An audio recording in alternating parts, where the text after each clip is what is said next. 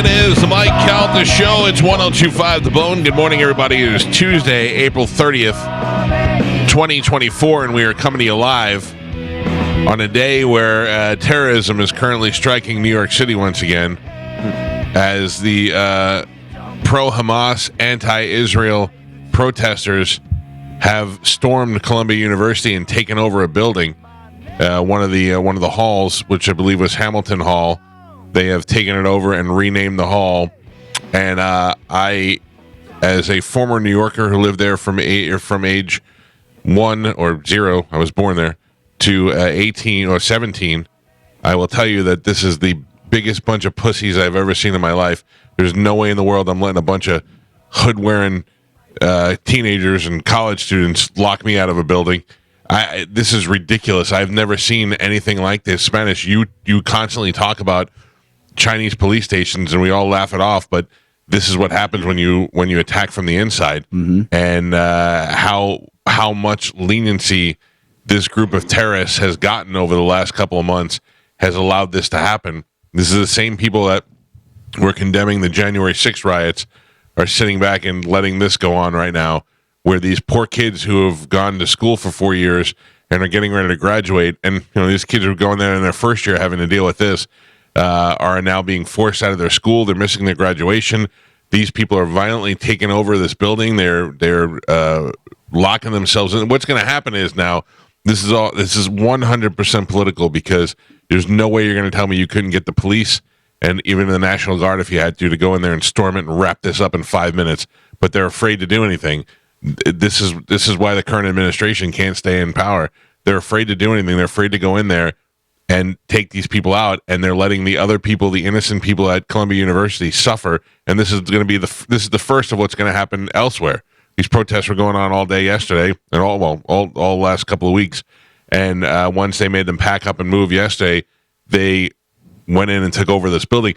My whole feeling is, and I believe several people's feeling is, that this is such an organized protest. The key to me is, who has such nice tents? Nobody ever. I mean, it looks like the nicest music festival you ever seen in your life. Except everybody got brand new tents. They all got orange and green tents. $70 on Amazon. Yeah, but I'm saying that they all bought the same tents. Yeah. They all went out and got the. And they were saying this morning that they were having Starbucks shipped into the building. Suspicious. Yeah. Well, yeah, that's the thing. Did they all go out buy the same tents, or did one person buy all the tents and have them delivered for them? Right. That's what I'm saying. This is the whole. Who is behind this? Who is funding this? Who is organizing this? There's no way that this is just happening among the students.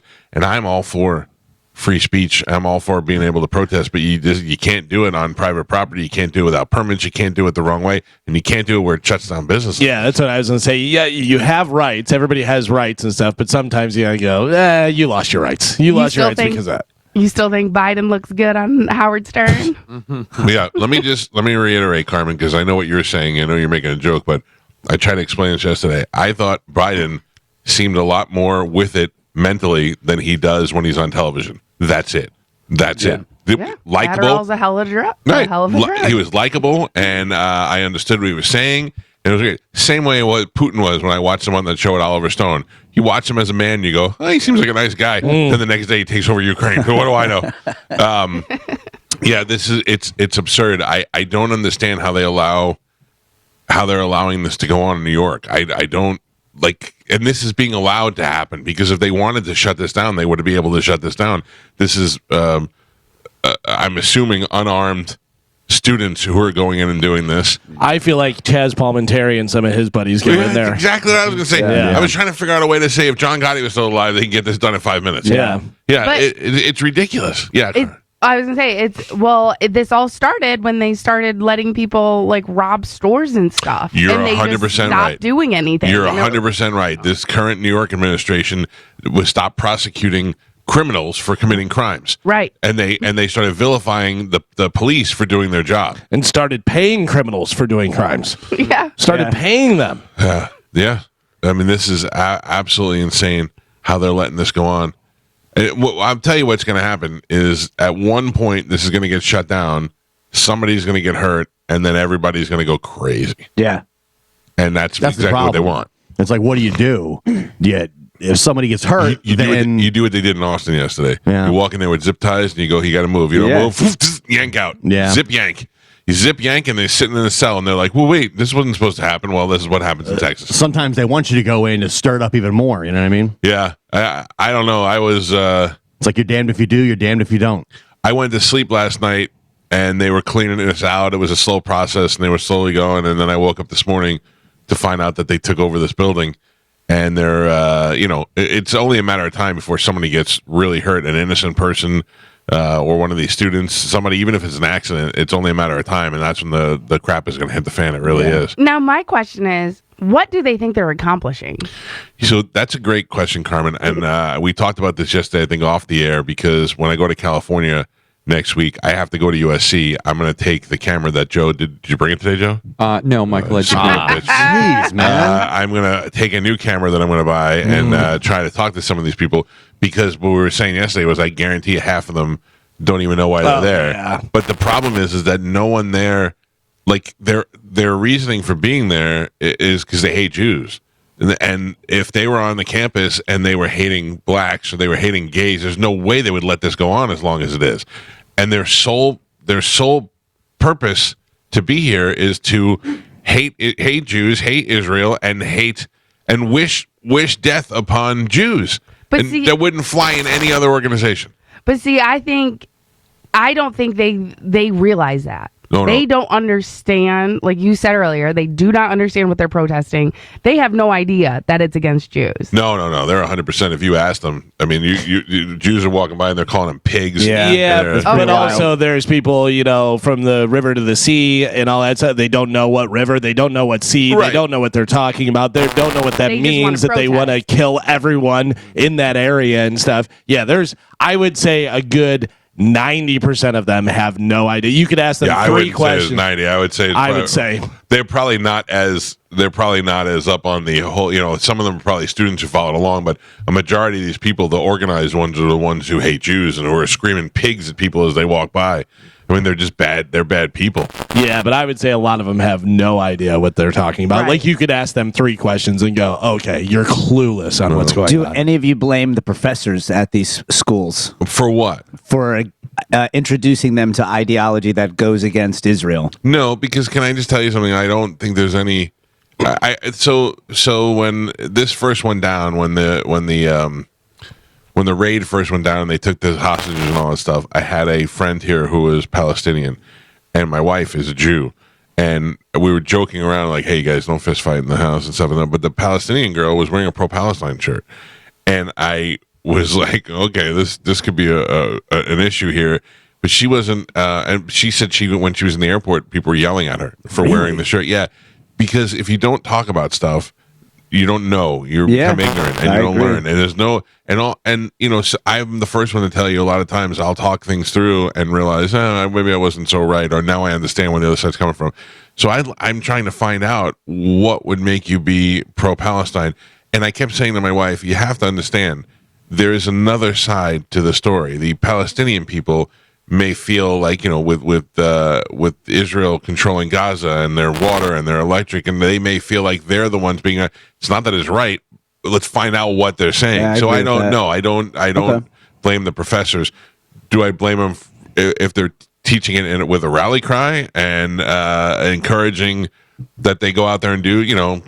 I had a lot of dumb teachers in college too. I didn't listen to everything that they said. Well, that was going to be my next question, is about the rally cry, because I was reading a couple days ago, they keep releasing reports of where a lot of the schools get their money from, like their big donations, and a lot of their big donations come from Chinese companies, these shell companies that are all pumping millions of dollars into these universities. I'm not going to say that there's not some inside action going on there. A lot of that money comes from rich Americans too, like Bob Kraft is pulling his money out. Part of the thing people are demanding is transparency of where the money's coming from, and the colleges are saying, "No, we can't really do that. We're not going to go. We're not going to show you where that money comes from because we can't tell you. That's going to make us look really bad." It's wild. Yeah. So, I don't know. I don't know how they let this go on as long as it's gone on just today alone. I mean, you need to be prepared. Yesterday, you can't go in there and be prepared to move those people out unless you're really ready to move them out. Yeah. Well, it's a lot like the protesters, the whatchamacallit, the climate change protesters and the oil protesters and stuff, where they go in there and they go, and they wait and they don't just rip their hand off the floor like they did at that race, the NASCAR race, where they were out there and they were like, nope, yank, and just ripped them off, and the whole crowd cheered. That's what you want. I mean, that's what you have to have. And that I'm telling you, you go in with the machete and cut one person's hand off, and they're like, yeah, I don't know whether I'm going to protest there. I don't think I'm going to do that. This is one of my favorite conspiracy theories that comes out of this is, there's companies lying in wait to use their AI robots to just disperse these crowds. Oh, like yeah. like sending the dogs and all that. Yeah, there's a security company just waiting to give them the go-ahead. Yeah. Send those flame-throwing dogs in there. Yeah, but the government won't let that happen because the government is the one behind it. And maybe you might be right. And they have the bigger, better dog. Yeah. Yeah. I don't know who's. I don't know who's behind it. I don't know. Behind these. Yeah, this, like a George Soros kind of thing, where you see. Where you see Soros, go ahead and funding these riots and all that for a reason. Who do you say, Carmen? Biden. There's no is working 100% against Biden. Is making this administration look terrible. That you get a guy like Donald Trump gets on TV for 5 minutes and says, "If I was president, I'd clean him out," and it backfires on them 100%. Yeah, there's no way. But you know what happens? But this happens during Biden's administration, and then give it a month, and then he cleans it up, and they're like, "Oh my God, he did so much for this country." This administration is getting criticized so hard right now for doing nothing in the early stages of this and letting it build up to this. It's making them look terrible right now. The fact that they're doing nothing and they refuse to condemn the Palestinian protesters, the Hamas protesters, they've refused to condemn them. They're still saying that they there's some good people out there, and right. But the second they clean it up, that all goes away. You forget that we have the attention span of goldfishes, and the second you do one thing good, everyone forgets the bad that you let happen. Is it goldfishes or is it goldfish? A lot of this falls on the state and local governments, not the federal government. You're an aquarium expert now? There was a Jeopardy category on pluralizing animals, and I was wrong at every one of them. All right. Hippopotami. I wasn't yelling. I was questioning. Is it goldfishes or is it goldfish? I would say goldfish. Goldfish, right? Yeah. Goldfishes. I like gold. How about goldfishies? Ooh, I like it. I'll take it as well. Yeah.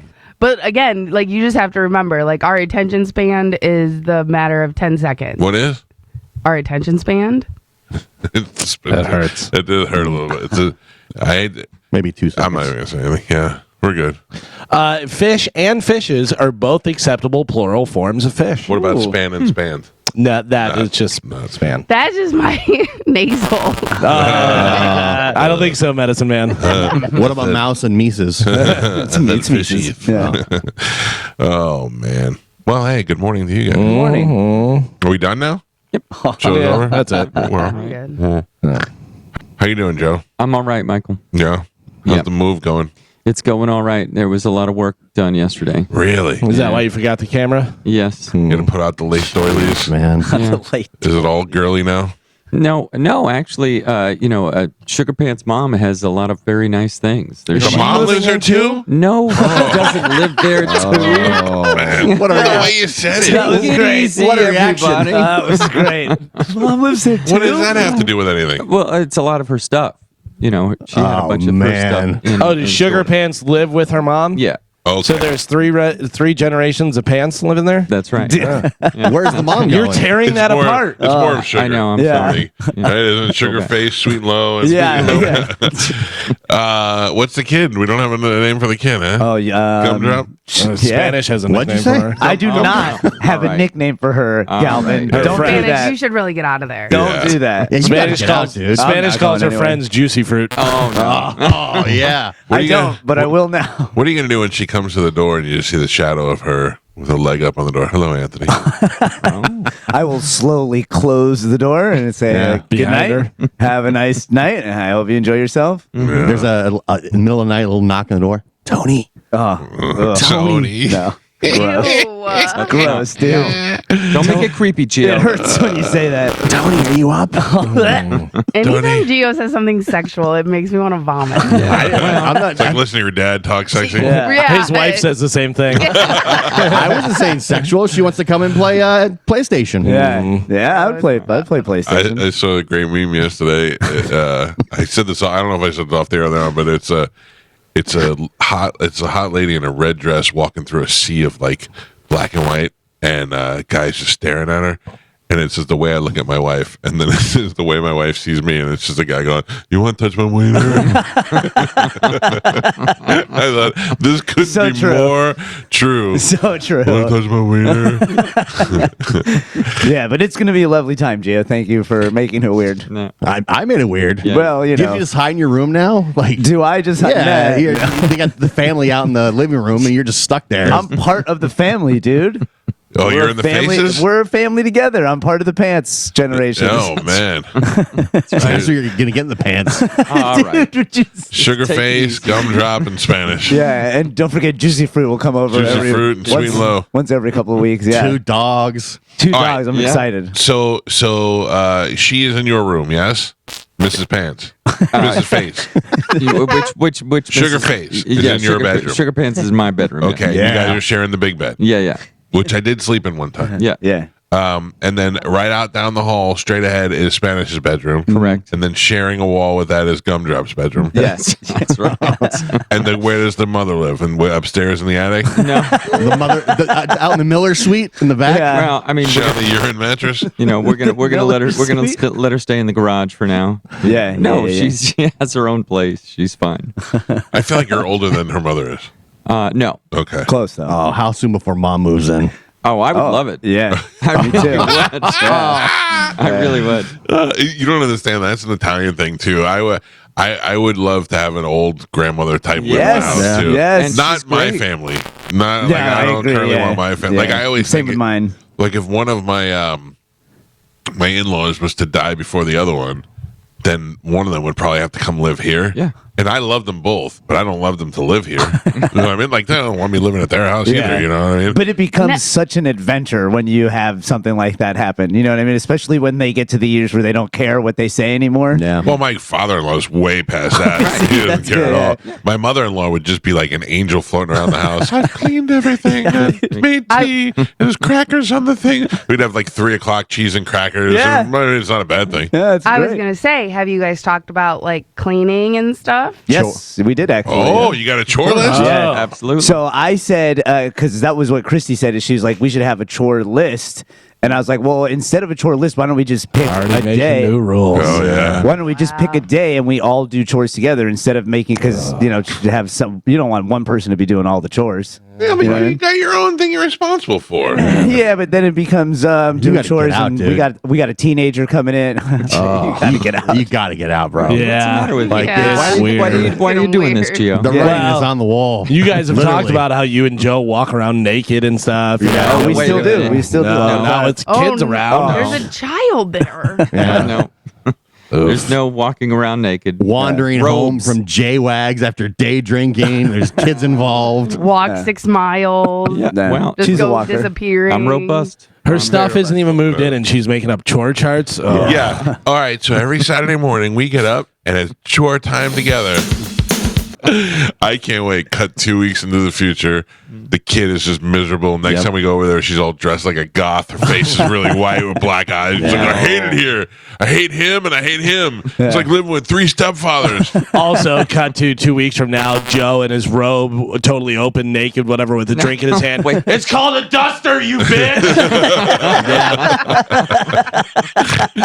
Man, when this goes south, it's going to be messy. Oh yeah. So, You're not gonna have a good time there. What is buddy. it? Oh, this is your happily ever after. yeah. Yeah. Welcome to it. Yeah. I'm excited. Me too. You got to get out. Of course you're And excited. I'd you be have excited to too if there's a young hot girl in the room. next That's to me. not why I'm excited. How old is she? I don't know. 16. Oh, Spanish. That's legal in the state of Florida. Is it It means legal? it's legal in the state That of is Florida. not legal It's in 100% Florida. legal in Florida. If you get parental Why consent. do you know that? Because I do the news. Consent Alexa, is not given. Alexa, It never what was. is the age of sexual consent in Florida? you're on a list. Yeah. 100%.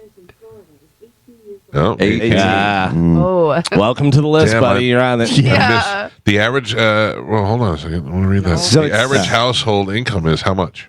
Like 42,000 or A something. lot less than you make. 56. The average per capita income is $27,000. Oh, I was saying The median household income is Yeah. $48,000. that's what I was guessing. Mr. Calta, could you explain to the jury why at 6:23 you Googled it through Alexa? How old? Yes, because I was worried that my employee was sharing a wall with this 16-year-old. The And he age just of bought a drill. the age of consent in Florida is 18. The authorities are on the way.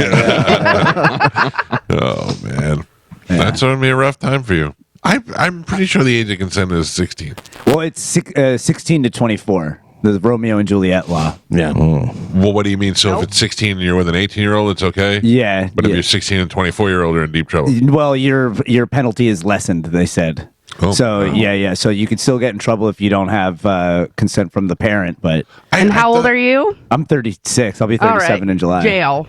I Yeah, thought I'm not gonna do it. You guys are all talking like I've already the done over-under something. is way under. Yeah, no, I'm not. There's nothing to worry about.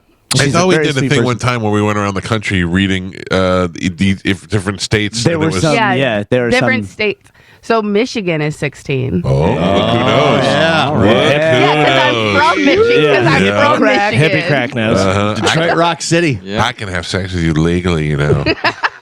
My name's Sandra. Go get a jar of peanut butter. Yeah. What? My You daddy know. has 3 more just like me in the basement. Not my my God. dad. That's not Yeah. my dad. Moving to Not anymore, Florida. he passed Yeah. away. I like when it turns on you, Carmen, instead of me. I don't. Listen, I don't want to be a part of either one of your lives. No, it's gonna be awesome. It's gonna be awesome. I'm not going anywhere. I'm not worried. She's not bringing over juicy fruit. So Spanish, you really need to leave. You gotta I get out. can't. I listen.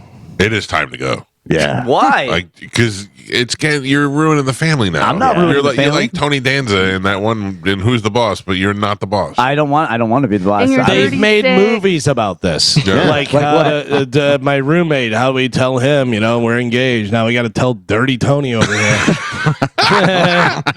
Time to go, Dirty. That's the movie is called Time to Go, Dirty Tony. And then they'll be like, well, he'll figure it out. He'll make the right choice and stuff. And then cut to 3 years you with later. juicy fruit. Yeah. How do I tell Tony? Don't tell him. We'll just move in. He'll get the hint. Yeah. Yeah. Right, Joe? No, Uh-huh. that's not How actually. many more bodies can you put in that house? Not Now well. I have a question. Okay. Is Sugar Pants paying rent? Yes. Is she paying double rent because there's 2 of them? Yes. Oh. Double rent. Well, I mean, How do we work that So out? do you pay less now, Spanish? Are No. you out of your mind? By the way, Joe, the answer to that was none of your goddamn business, Yeah. but it's all to know now. that's all right. Mm-hmm. I mean, if it's being split 5 ways instead of 2. Right. Yeah. So yours goes down. now? 5? You My should rent go goes down. down. What do you mean? How many people are in there? There's not 5 people. There's Speak to my 4. lawyer. Sugar There's Pants, Joe. juicy fruit. Juicy Fruit, Juicy Sugar Fruit, it's Pants, not- Gumdrop, and 2 dogs. and Sweet and Low. I mean, the dogs are there because they're there. Okay, well, 4. So you split it 4 ways. Yeah. There's Dirty You Tony. hearing this? I hear it. So do you pay a portion of the rent or you split the rent? I pay a portion of the rent. Okay, well, and- I don't know. Actually, that's a great question, Michael. It is. Do I pay a portion of the rent or do we split the rent? We Galvin, how much is their mortgage? Well, that's the thing is Joe has included the utilities in with Spanish's rent that he pays. And I pay the cable. right. Ooh. So now nobody gets to watch the TV. Not if I shut it down. Yeah. Unless they pay you. Shut it down. Shut right. it down. They're not going to pay you for part of the cable? They don't use cable? They don't. Yeah. No. Speak watch to my TV. lawyer. They don't use internet? Yeah. Can I point out that if Sugar Pants' kid is moving in and she's not paying rent, then she cleans the house? Yeah, that's kind of what her mom said yesterday. But that's why I said thought we should that do a we day. were all doing it together. Well, that's what was my suggestion. Instead of making her do all the chores, Are you going to make her do your laundry? Ew, no, Oh, dude. no, Why? come on. Why? We're not doing that.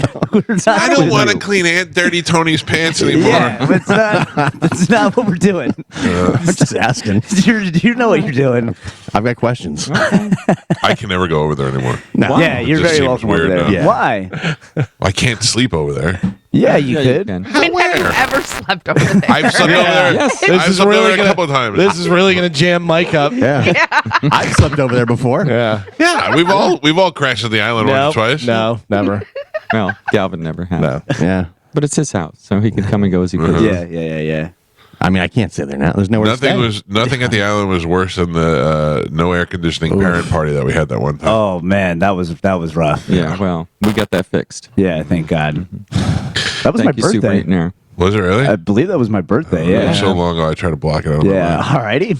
Reminds me of being in the Sahara That was rough. when I was So- trapped That in the was, desert. yeah. I went to the island for Joe's birthday one year. You Yeah. did. Yeah. That's right. Now, And who's you- in charge of the AC? None Me. of your goddamn business. All right, Joe. Yeah. Good job. Really? 628. This is the question you're going to start with. I mean, I have a I mean, thermostat on my phone. Okay. Well, I'm just saying because now that there's more bodies in the house, Yeah. it's going to be hotter, so you're going to have Yeah. to turn it down more. Yeah. Okay. And when they're doing their little thing, I couldn't even what make a joke. little thing? I was going to make a joke that there's more bodies in the house. Carmen saying they're fat because they're the skinniest people in the Yes, world. they You can't are. make a They joke, are very tiny. no, I'm talking about Red Wedding. They get hot. Oh Jesus Christ! What does that mean? bears gonna attract bears and sharks too. Yeah. God, man. I'm just saying you got to turn it down for them. Yeah, plus Sugar Pants got menopause coming up. Yeah. Right. Yeah. And they're going to Spanish, you sync want to up. go to Shark Coast on Saturday? Yeah. Can't. Hey, come on. I can't. Clean. It's chore day. Can't make it out there. But throw me my rag. I love to clean this place. Come on now. Yay!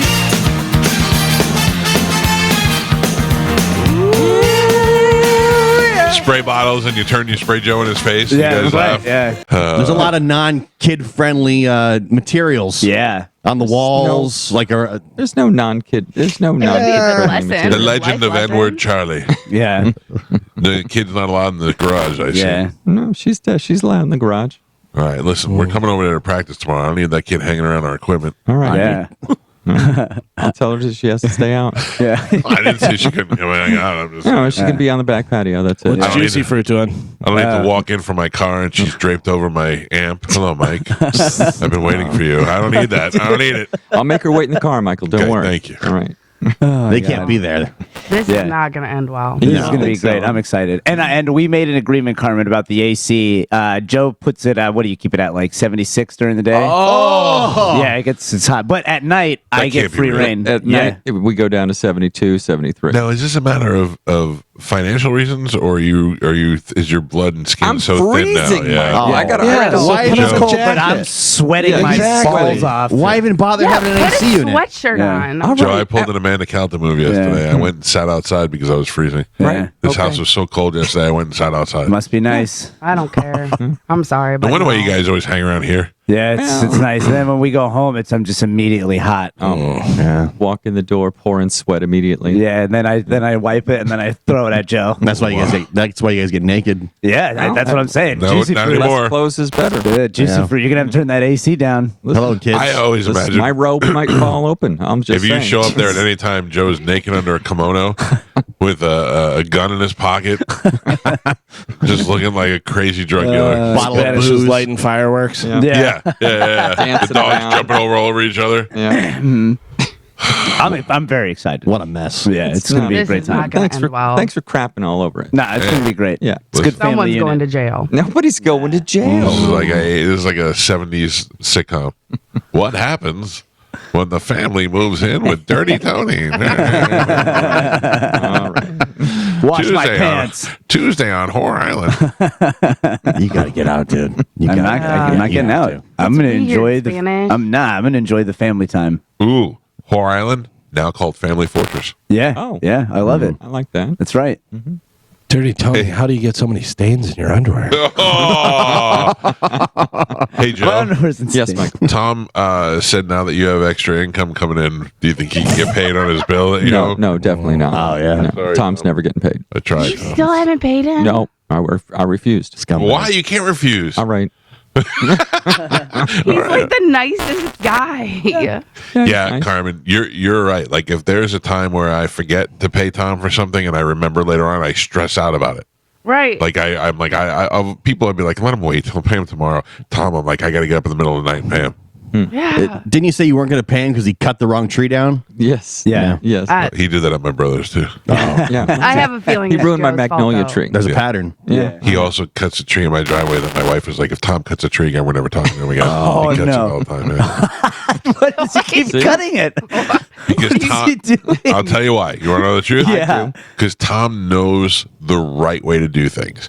So, like in my brother's case, he went to go cut my brother's trees or his neighbor's trees were coming into his yard, and Tom cut the trees on his side, but then went and cut the other side too.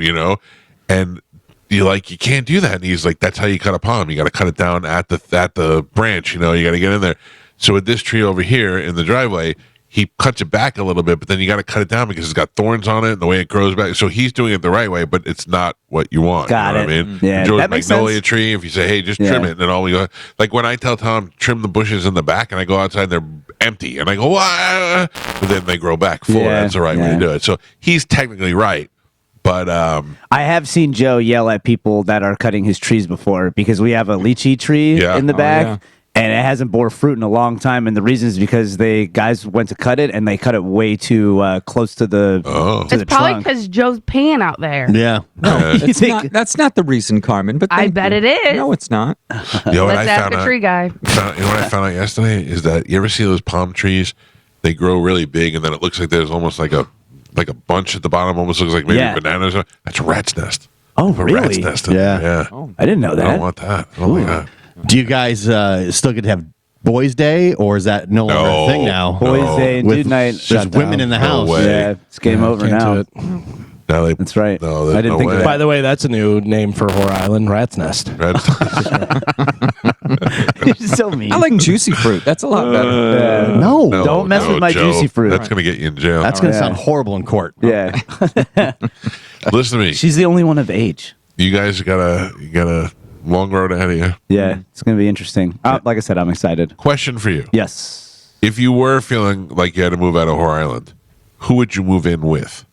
Oh, I know. Ooh, who did you say? Oh, I know. He's moving with Dizzy. Yeah.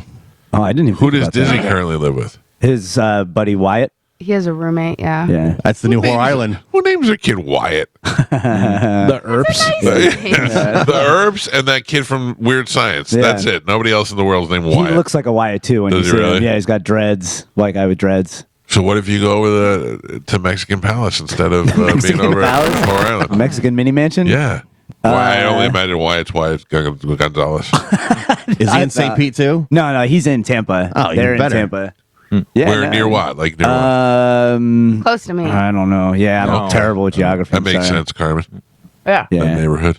Yeah. Listen, I don't ever claim to be rich like you. Oh, man. You're the only one that claims me to be rich. I don't claim to be rich. Yeah, because you're a liar. You in the state of Florida. We literally solved it yesterday. You're rich in every state. You did 5%. not. You assume. Nope. You don't know nothing. I know everything. I saw that list that Galvin saw. So I know. I'd love to know what some other people in the building make.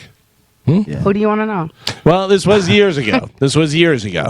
Yeah. So I'd love to know what. Let me think. I'd love to know what Aunt Kelly makes just because of the longevity. it was Bone. It was Bone. Oh, Yeah. Oh. too bad. I don't care about the bone. I mean, I don't really care. Like I don't.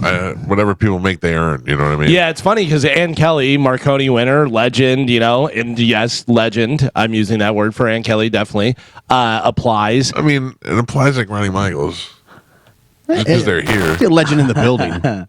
Building legend. In radio, She's a Tampa legend radio. in Tampa. Yeah. I wouldn't say legend. No? I would I say mean, do you have a Marconi? no. This is true. I'm not an award winner. Longevity doesn't make you a legend. Right. That's what I was going to say. Success. But yeah. Where's the success? She's successful. In her longevity. No, in her station. Is she? Wow.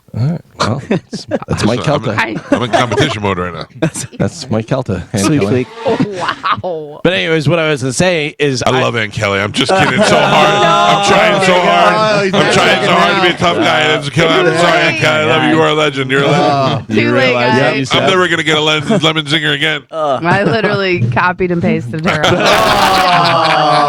But what I was going to say is she is one of those people I have no idea how much she makes because she could make a lot of money because she's been in the market for a long time. She's a Marconi winner. She better all make that a lot type of money, yeah. But she also may be the one that's like, yeah, that's fine. I'll take that. But that's fine. I'm good with whatever. Yeah, the radio people used to be like, I'm lucky just to have a job. Here, I know something. Oh, Carmen knows something. I know something you don't know.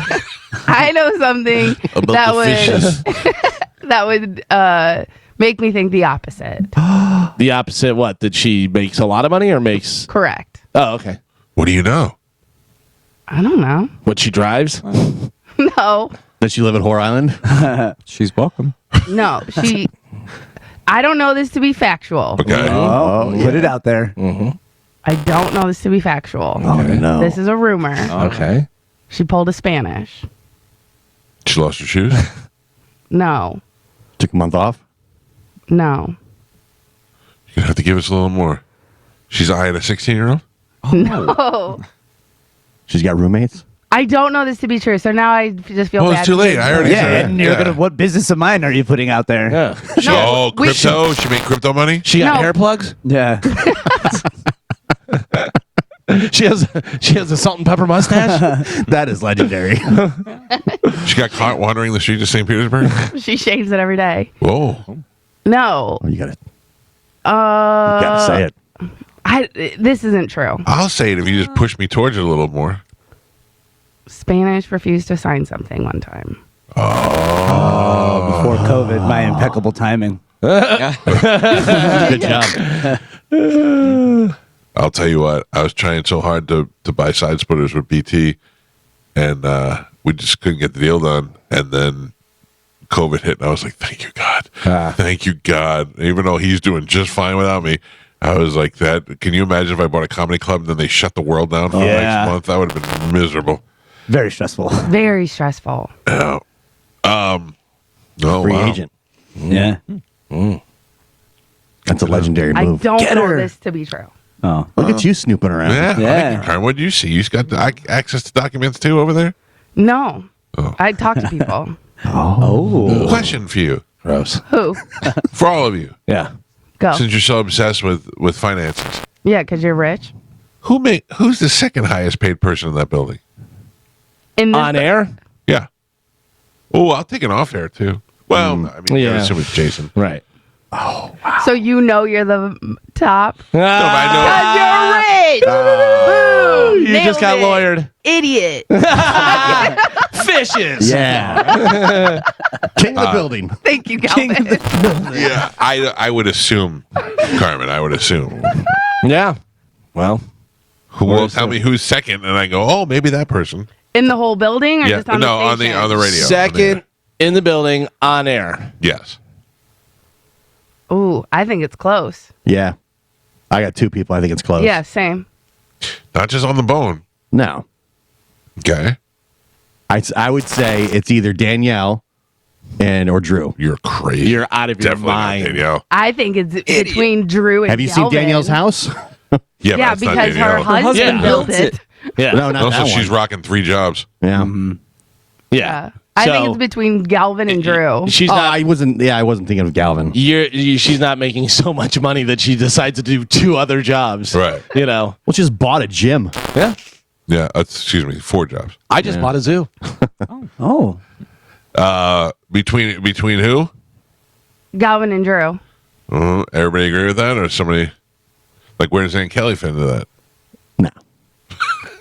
5 minutes ago, she was all the legend. No, but that's what I was saying. Whether she, is like making a lot, or she's just like, no, I'm fine. That's enough for me. She just loves what she does. Yeah. Ooh. Man, I will tell you, Ann Kelly is there all the time. I've gotten there early before where, I had to do something and I got there like super early. Ann Kelly's there. She gets She's here at going. like 3 a.m. Yeah. Maybe she lives there. Wild. I wouldn't be surprised. Yeah. She lives. I did see her rolling up a sleeping bag at one point. Wow. All right. So what do we decide? It goes you, Mr. Rich Guy, and then either Galvin or Drew. My wife said to me, "Why is Carmen so salty?" I said, "About what?" She goes, "She's insisting that you're rich in Florida." And I don't know. She got bad information, I think. No, because this is what makes me upset. We literally gave you factual information of why you're rich. You're in the top 5%. And you don't. There's no facts whatsoever. You have no idea how much money I make. I know you make. Think you know? I know you make more than 400,000. Why do you know that? Because I can see your house. Yeah, but you have to. But I also hold on. Let me just throw this in there. I also sold 2 other houses before I had this house. You just bought a condo on Clearwater Beach. I bought my first house in Wesley Chapel for $140,000 and lived there for 10 years. Maybe I made $200,000 on that house when I sold it and then rolled it into this house. I have facts because I know how much I make and you make more than me. Correct. And I saw the list. Yeah. and that 20 years ago. Yeah. No, but it was, I would say that was seriously probably, let me see, probably 4 years ago. No, probably like 6 or 8 years ago. Oh, that's at least 2 contracts. Yeah, exactly. And I'm not salty. I just don't like when you just can't admit something. I don't have enough facts to admit anything. I don't know. You know how much you make. Do you make over 400,000? I refuse to answer that question. That makes you rich in Florida. And we literally had a list. Like, these are just facts that the news The put way out. you're saying it is if you're accusing me of rape. Yeah. You're like, Yeah. answer this question. Yeah. Right. You know you're guilty. I didn't do anything. Because it makes me mad when you refuse to admit when you're wrong. And you're wrong on this one. And it makes I'm me the upset. first person to admit when I'm wrong. Listen, if So admit that you're wrong. Admit that you're rich. I don't know. Admit that you're rich. I am not rich. I don't even own a car. You're so rich, people give you cars. I don't know how we have to keep going over the same. According to the list, Right. you are in the top 5% in Florida. Yeah. So that makes you rich. Listen to me. You know who's rich when you go to Miami and there's an island and P. Diddy lives there and Gloria That's Estefan wealthy. lives there. And That's yeah, wealthy. that's the top 5%. Generational wealth. But that's the top 5%. No, that's the top 1%. Yeah, there's rich people and then there's wealthy people. Yeah. Right. You're rich. I guarantee you both my neighbors make more money. Johnny V weighing in with a solid text. I know who makes the least. I see you, Johnny B. Oh, man. And on that note, we will go to break. When we come back, we are way late. Yeah. All right, sorry. When we come back, we got Sporkle. It's the Mike Calta Show. This is 102.5 The Bone. I thought there was some other stuff added. What did you think? David Spade. Oh, yeah, there is David Spade. I read that too. Yeah, come on, Carmen. Get it together. Yep. That is not on the list, but it wasn't an email. My apologies. I was reading off my list. All right. No, But yes. no apology necessary. We do have David Spade. Are you opening for Bobby at all this weekend? I don't know yet. I'm opening for David Spade on Saturday. Yeah? Yeah, no big deal. No, I'll be doing stage announcements. Oh, you really? Yeah. Where is it at? Ruth Eckerd Hall? Ruth Eckerd Hall, Cool, yeah. Cool. Yeah. All right. Carmen is the keeper of Sporkle. Pap is your judge and scorekeeper. Carmen, what are we playing today? All right. You guys love it. You always ask for it. Man. Easy math. I'm out. All right. Damn it. All right. It's going to go fast. Get ready, Joe. Okay. All right. Your first one. 50 minus 20. 30. Spanish. 30. Yeah, I said it right after him. Did you hear it? 100 minus 50. 50. Spanish. Oh. Integrity. That is Thank Galvin. you, integrity. I appreciate it. It's a Point nice, Galvin. it's a That nice was him. green shirt. Galvin gets the point. I heard Spanish. Listen. Too bad. Listen to the whole thing, okay? This is a long one. Anna has 50 chocolate bars and gives away 10. The next day, she receives 20 more chocolate bars. 60. How many chocolate bars did Anna give away? Galvin, told you to listen to the whole thing.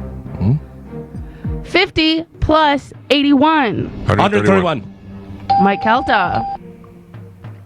123 minus 3. 120.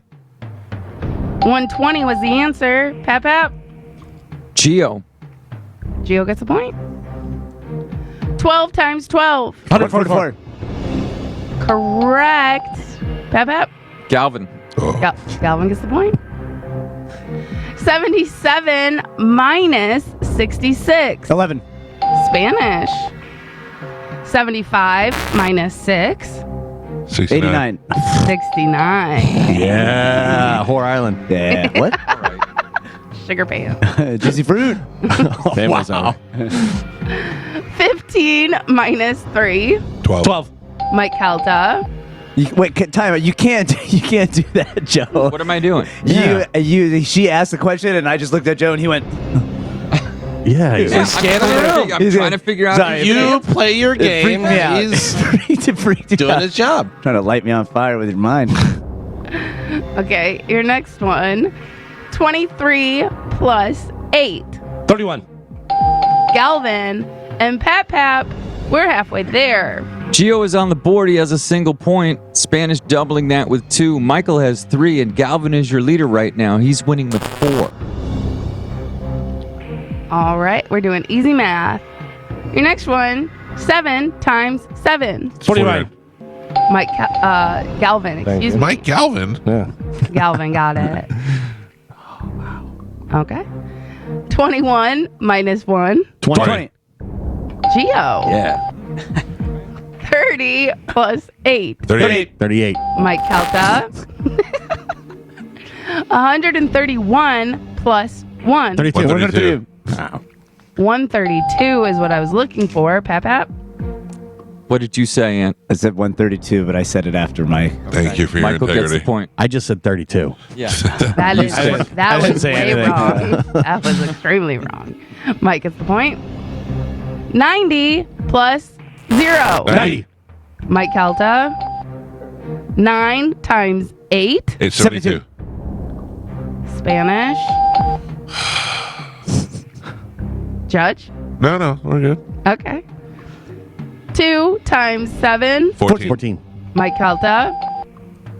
21 times 1. 21. 21. Spanish. Quick Spanish. That was quick. 10 times 50. 50. 500. That's not true. Galvin. 61 times 1. 61. Spanish. Well, those are dumb. And Pap. We're on the last 3. Gio is on the board with 2 points. I had 3. Spanish has 5. Galvin with 6. And Michael is your leader, but by 1. Oof. He's winning with Oof. 7. All right, we're doing easy math. Last 3. Here we go. 12 plus 4. 16. Spanish. Oof. Judge? Spanish? I just gave it oof. Okay, just making sure. 8 times 8. 64. Mike Calta. Yep, not 48 anymore. They changed that a while ago. Yeah. I wish they'd change it back, to be honest. I liked it. Yeah. Oh my God. I'm old school. And your last one. 10 plus 19. 29.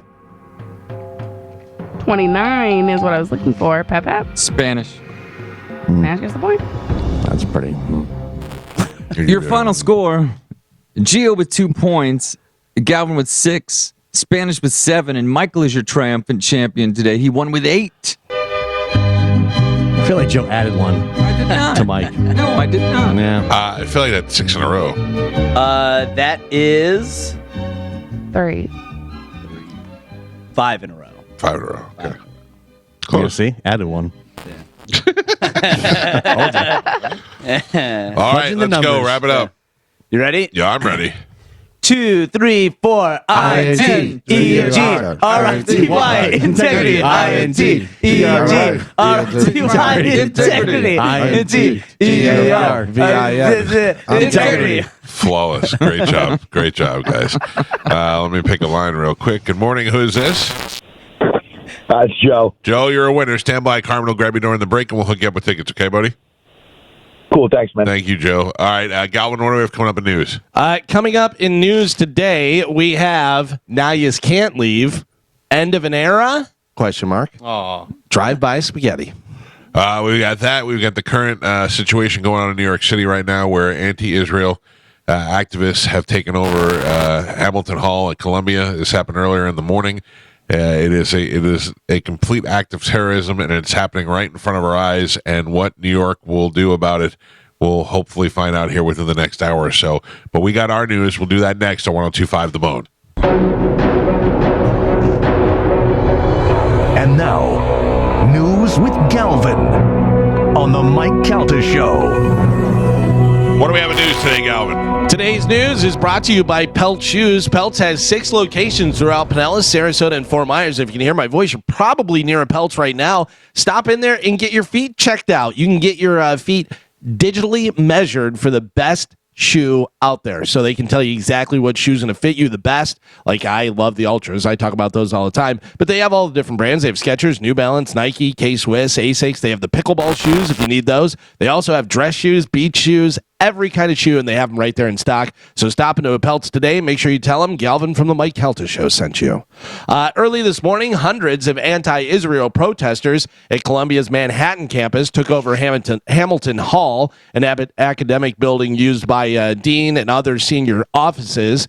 The unruly group gained access shortly before 1 a.m. and then began moving metal gates to barricade the doors, blocking entrances with wooden tables and chairs, and zip-tying doors shut. That's according to the student newspaper Columbia Spectator. Other footage showed the agitators in New York smashing windows, unfurling Palestinian flags, over a window and chanting, quote, "From the river to the sea, Palestine will be free and Palestine will live forever." Outside the facility, the anti-Israel rebels, many of whom wore masks, locked arms in front of Hamilton Hall to form a human barricade. The students are demanding 3 things from the university: divest their financial support of Israel, become more transparent with the university's investments, and provide blanket amnesty to students who have taken part in the disruptive week-long demonstration. No way. I was so worried about that they're going to have to take this with them now after they graduate. Let me just tell you something. I watched an episode of The Sopranos the other day. Remember Hesh? Sure. Tony's father's friend, old Jewish guy. Hesh and his son-in-law were getting into a car, and these guys tried to attack him. And they got in the car and they locked the door so the guys couldn't get in. And they were saying, open the door, and they wouldn't open the door. So you know how they got him out of the car? I do. They put a rag in the gas tank and they set the rag on fire. They were firing him out. You want him out of this building? You set it on fire. Yeah. Get him out of there right now. This bothers me so much. I really feel like, honestly, well, maybe not me, but 6 guys, I was going to say me and 5 of my friends, but that's probably not me. 6 guys could go in there and clear this group of nerds out of this building. Oh, you sent John Wick in there. Yeah, I mean, it's insane how they're letting this go, and they're letting it go on, because this is mostly, I mean, they're letting the press go in there. This is ridiculous. What's going to really be the surprise is when we find out who's behind all this and who's funding this and who is making it possible for this to happen. And these people are nothing but terrorists. They are absolute terrorists. They want nothing but death to Jews.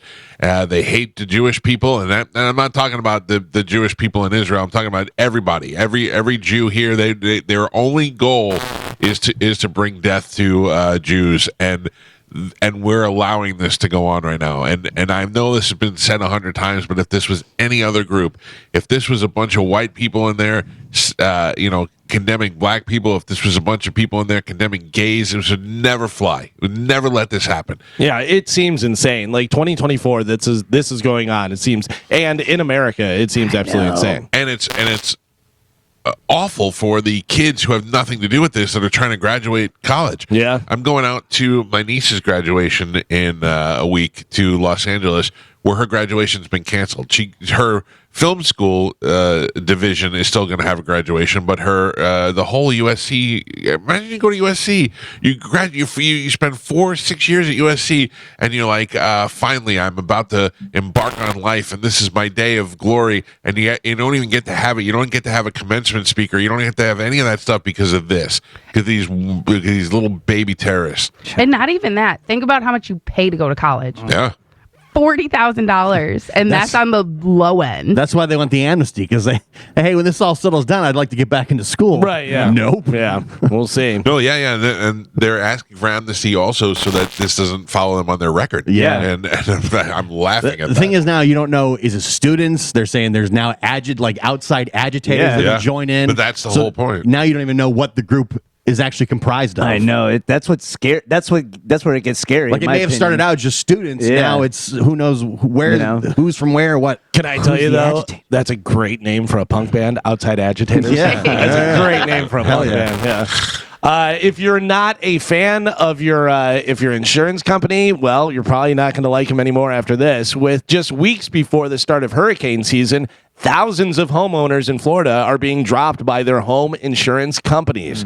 The letters from ASI Progressive started going out this week. The company reported last week it planned to shed about 100,000 policies. John Cunoff, who is from Bonita Springs, said he had received one of the letters and immediately began looking for replacement coverage, saying, quote, it simply said that they were reducing their hurricane exposure. He said many people are in the same boat. In many cases, people are being forced to pay more for coverage.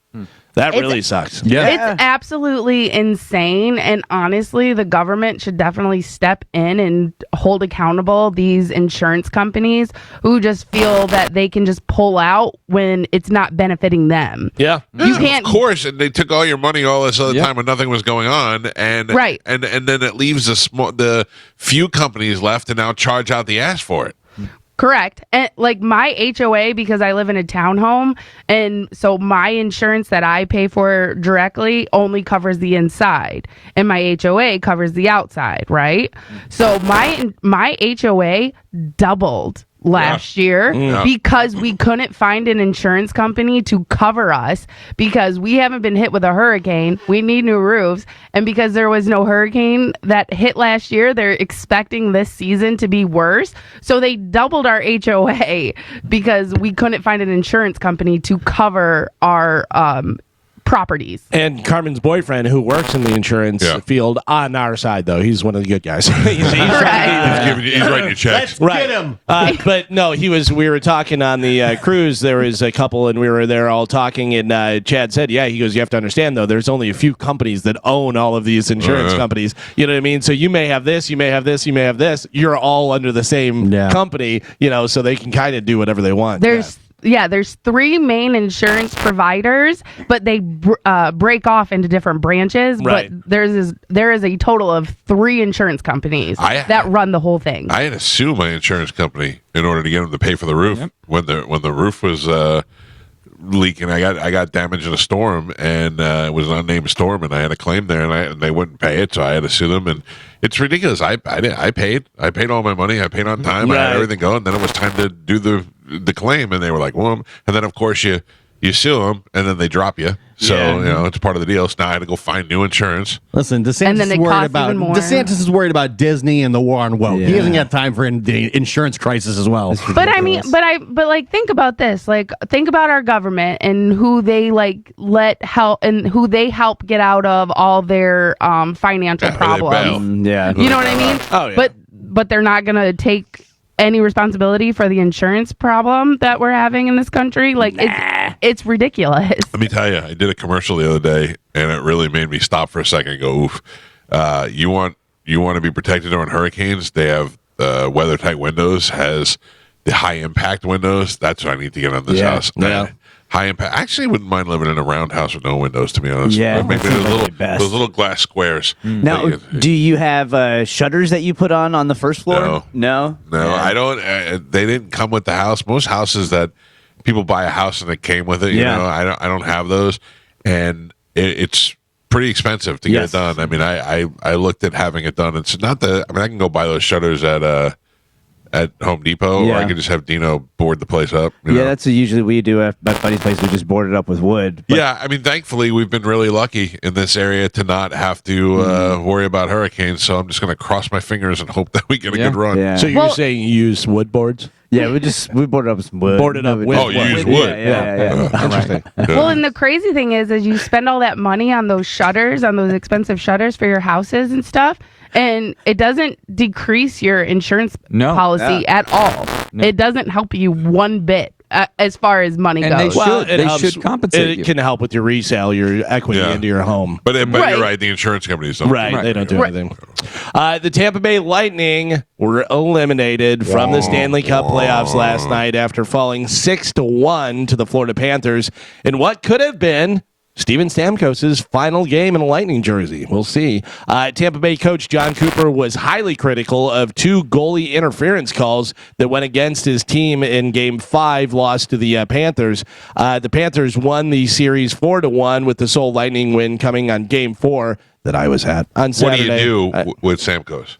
What do you do with Stamkos? Yeah. I mean, he's still an elite player. So do you use that and trade him to get younger players? Do you? Yeah, I don't know, because they were saying about how the Lightning obviously are a great team and has been a great team, and when you win the Stanley Cup, that doesn't benefit the team. Right. They start splitting the team apart and doing all that stuff. Well, we got lucky for a couple of years when we maintained a good group of guys. But they said I think there's only like 8 guys from the 2022 Cup win. So yeah, I don't know. I don't know whether you pay him the money, you keep him on there. He's a great captain, all that kind of stuff, and he's a great player. Or like you said, do you go, okay, who's going to take him? And now we get 3 guys, for Stamkos. Yeah, I say let him go, and I don't mean that I don't dislike him. I don't, I just think that he's probably more beneficial to get newer, younger players so as to him stretch out another year. Not that he's not playing at a high level, just how many of those years does he have left? Can they even afford him? Like other teams are going to want to take a shot at him too. I did put up the picture, and yes, you're in the picture. I didn't cut you out of the picture. Me, you, and Stamkos. This guy put up the picture and cut me out of it. But that was when... That was the early stages of Instagram. I thought, only put pictures of you up. It was last year. But it was whenever they just signed Stamkos. And look at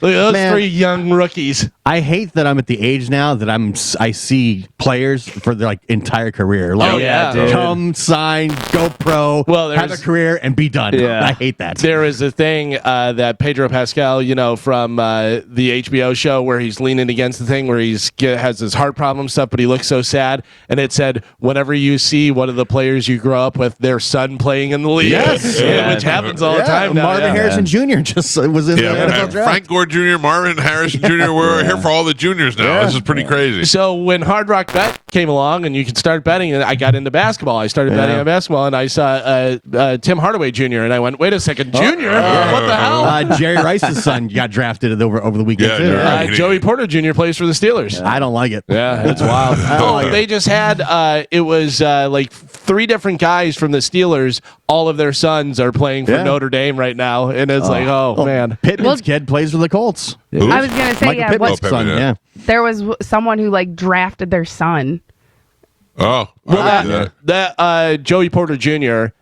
So Joey Porter works with the Steelers organization because he was a player, and now he works with them and stuff. So I think he was involved. I don't know whether that's the one you're talking about. There's certainly more than one. Grammatica's son's playing at USF. Yeah, that's cool. He'll be in the league in a couple years too. Yeah. I remember when Santiago played at USF. I don't like any of this. No. Speaking of sports, the Tampa Bay Rays revealed a new alternate uniform at Tropicana Field on Monday. The City Connect uniform, created by Nike for several Major League Baseball teams each season, incorporates elements of Tampa Bay's culture and iconic locations like the Sunshine Skyway Bridge. The Rays are one of 9 teams unveiling their version of the alternate uniform in 2024. So you know who got one?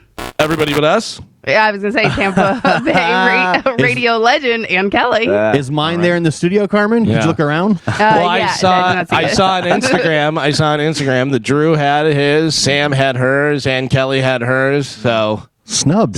Take a peek around in there, Carmen. Check the cubbies, see what's going on. They don't say anything. Yeah. Out there. There's not a double X over there. I think it's just there's too many of us. Oh, that's right. I should just have one for me. At least one. Yeah. Cut them out. Then take a picture with us and cut us out of it. Or we should just get rid of some people. Someone is salty. Who goes, Carmen? Who goes? I'm so salty today. Carmen is the Florida Insurance Company. Sorry, we got to shed some of you guys. Who goes? I mean, clearly she votes Mike. He's too rich. He's made enough. Yeah, I saw the jersey. I like the idea that they have a new uniform. I just always like uniforms, but I still couldn't care less about the Rays. What is that the picture of? Oh, somebody put on. I gotta tell you, on Drew's picture, Drew did a nice post wearing those jersey and showing it and all that stuff, and he read what the jersey was for. And somebody wrote, "I really wish the Bone would support the Rays more." Let me just tell you, that starts with the Rays. We were supporting them. We were, back when I first started at this radio station, and they have just been the worst organization to work with. They've had people over there that were terrible. They had, it's just bad. It was bad on their end. If they wanted to if they want more support, they're going to have to do something to reach out, or do what they just usually do and just say, "No, we don't need you." And I'm like, "Okay, cool. I don't need you either, and we're good." We're splitting time between here and Canada. Yeah. I used to like when they'd send the bobbleheads every week. That was fun. Yeah. You 6 people that love those games and go to all the games will be really mad when they take this team and move it somewhere else. A 46-year-old man in Florida got into a road rage incident last Thursday where he was arrested for throwing spaghetti at another driver. Hey, paisan! I like this guy. I mean, what do you just got a bowl of pasta? I mean, don't waste spaghetti, right? How do you have? Yeah, did it by any chance say if it was noodles or penne or? Well, spaghetti. All right, it's not pasta. It's spaghetti. All right. You're saying wood boards. Did he fling it with a fork, or did he just grab a handful? You got handful. You got a handful. Oh, but then you got all sauce hands. Yeah, that's how it goes. Sauce boss. Cars are ready. Throwing spaghetti. Wait. Is that the song? I don't know how it goes. Warren Beatty. Something like that. I have a hot or not for you guys. Yeah. Oh boy. Hot or not?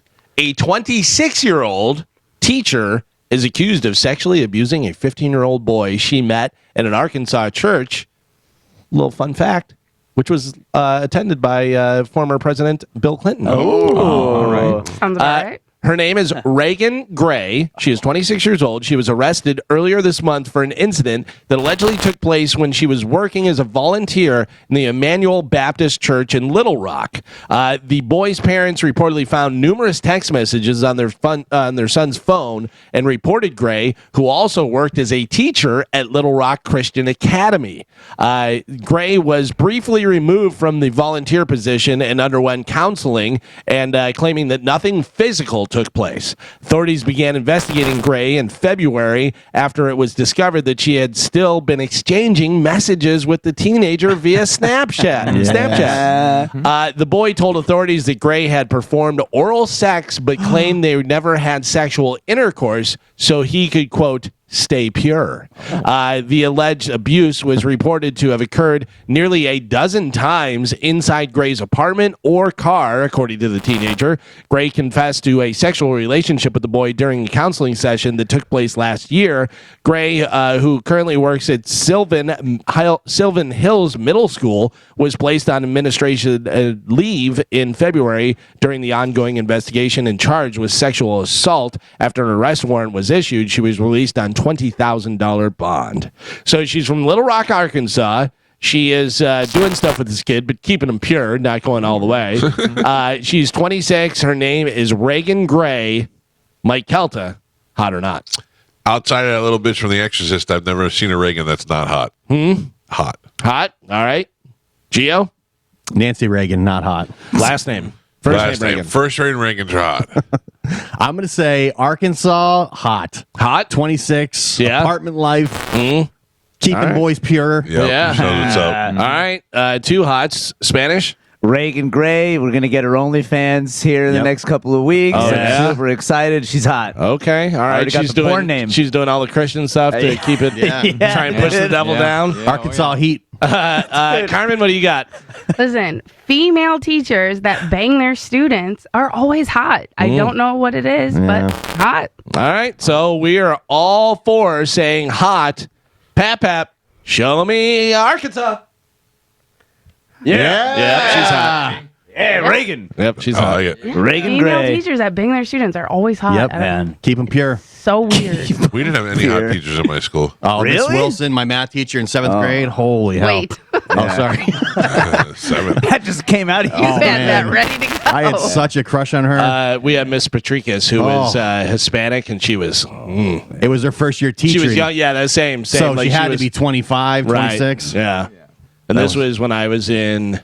Was that junior high? Yeah, it was junior high. She was hot, Man, such a crush. Hot heat. Yeah, hot heat. I failed the class, so I could say after, like, oh yeah, I need help after class. I need help. Make up my test after You school. failed on purpose? Yeah, because you'd have to go after school to make up the test, and it was like you could go there and like stare at her more. Wow. We didn't have any hot teachers in my high school, but we had one teacher who was old and she was really mean. And the rumor was she got left on the altar, which is why she was so mean to everybody. Yeah. Turns out she's a lesbian. We had one hot one, Sister Ellen. I'm kidding. There was no hot nuns. There was no. Yeah. There was just no. We had one teacher I think used to do coke with my friend Pat in the bathroom.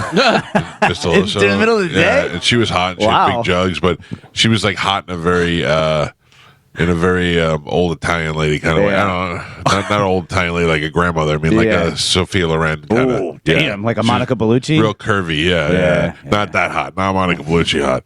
But anyway, yeah, I think her and Pat used to do coke in the bathroom. That's a wild thing to do at school when you're just sitting for all day teaching kids. We had a teacher. I'm surprised we didn't incite a school shooting teacher on students. Mr. Snyder, who supposedly had a mental breakdown and was gone for a while and then came back. I get so it. we tried to push the envelope as much as we could. God, dude. We made him cry. I get that too, yeah. We made him cry in class one time, and I felt so bad afterwards. I was like, Jesus Christ. What are I we mean, you doing? can't come back from that as a grown man. I was like, what are we doing? We're ruining this guy. This poor guy just wants to help children. I just want to help people learn. Yeah. You guys got to push my buttons. Oh, yeah. Oh, my God. Mr. Musselwhite had a heart attack in class. Oh. Yeah, he was an old Navy guy, so he just walked himself to the front office while he was having a heart attack. God. Today is National Honesty Day. Okay. Ooh, let's say something I honest was going about to each say, other. yeah. Oh, Anybody man. want to put something out there? Something? Mike, are About you rich? ourselves? Oh, No. By whose standards? Florida. Florida. I don't think so. You're wrong. Yeah, let's be honest. Let's do one honest thing. Like under oath? You want me or- to pull one of those questions out of the car and we have to answer honestly? Sure, yeah. Yeah. Right. Do you have the thing? Honesty Day. I'm an open book. All right. I'm always honest. I wish you could close that book. Come on, dude. You want me it to shut. board it up with some wood? Yeah. This isn't that good. It's just a regular day for me. Yeah. I'm an honest person. Oh, This said, who would be the first person to eat another person if their life depended on it? Gio. Two McGriddles over there wouldn't do it. Yeah. Choking down hamburger. Oh, really? How many double Big Macs have you had? Yeah, that's true. You've been choking down hamburgers all day. I feel like Mike and I would make a deal. Like, hey, man, All right, I'm we gonna can pull. eat Joe in Spanish together. Wait until Galvin falls asleep. you get his legs. Take a toe. Oh, my God. Let's team up on this. Yeah. Yeah. Who ate somebody first? I don't know. Look at Burger Guy. All right, I got three. I just right. pulled three random ones. All right. Oh no. Who has given the most oral sex?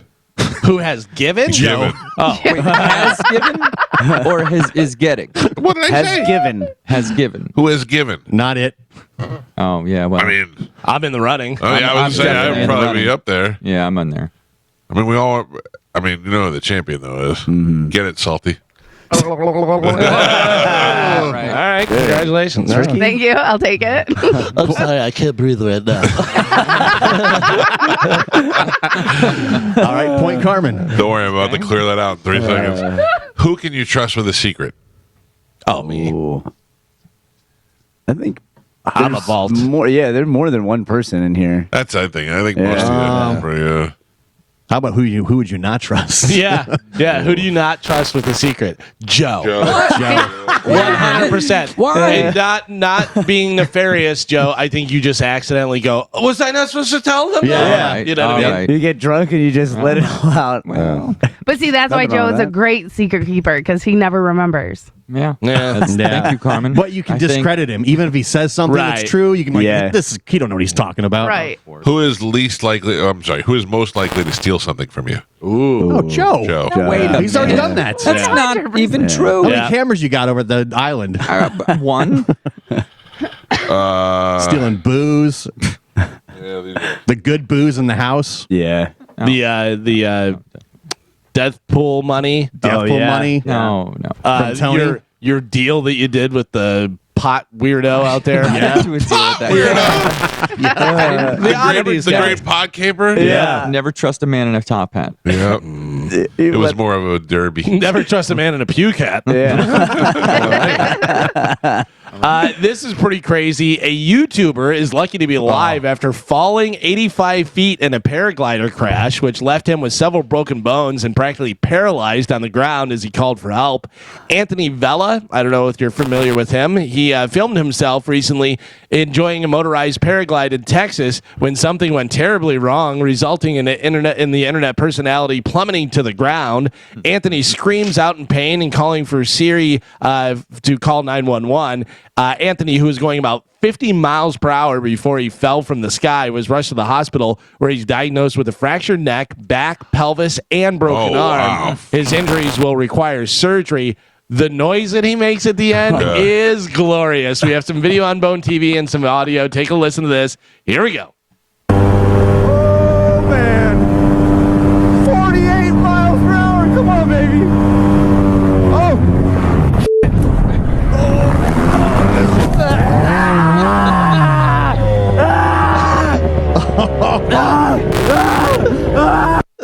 I instantly regret doing that. He's so happy for right before it goes look how bad. fast I'm gonna- just that.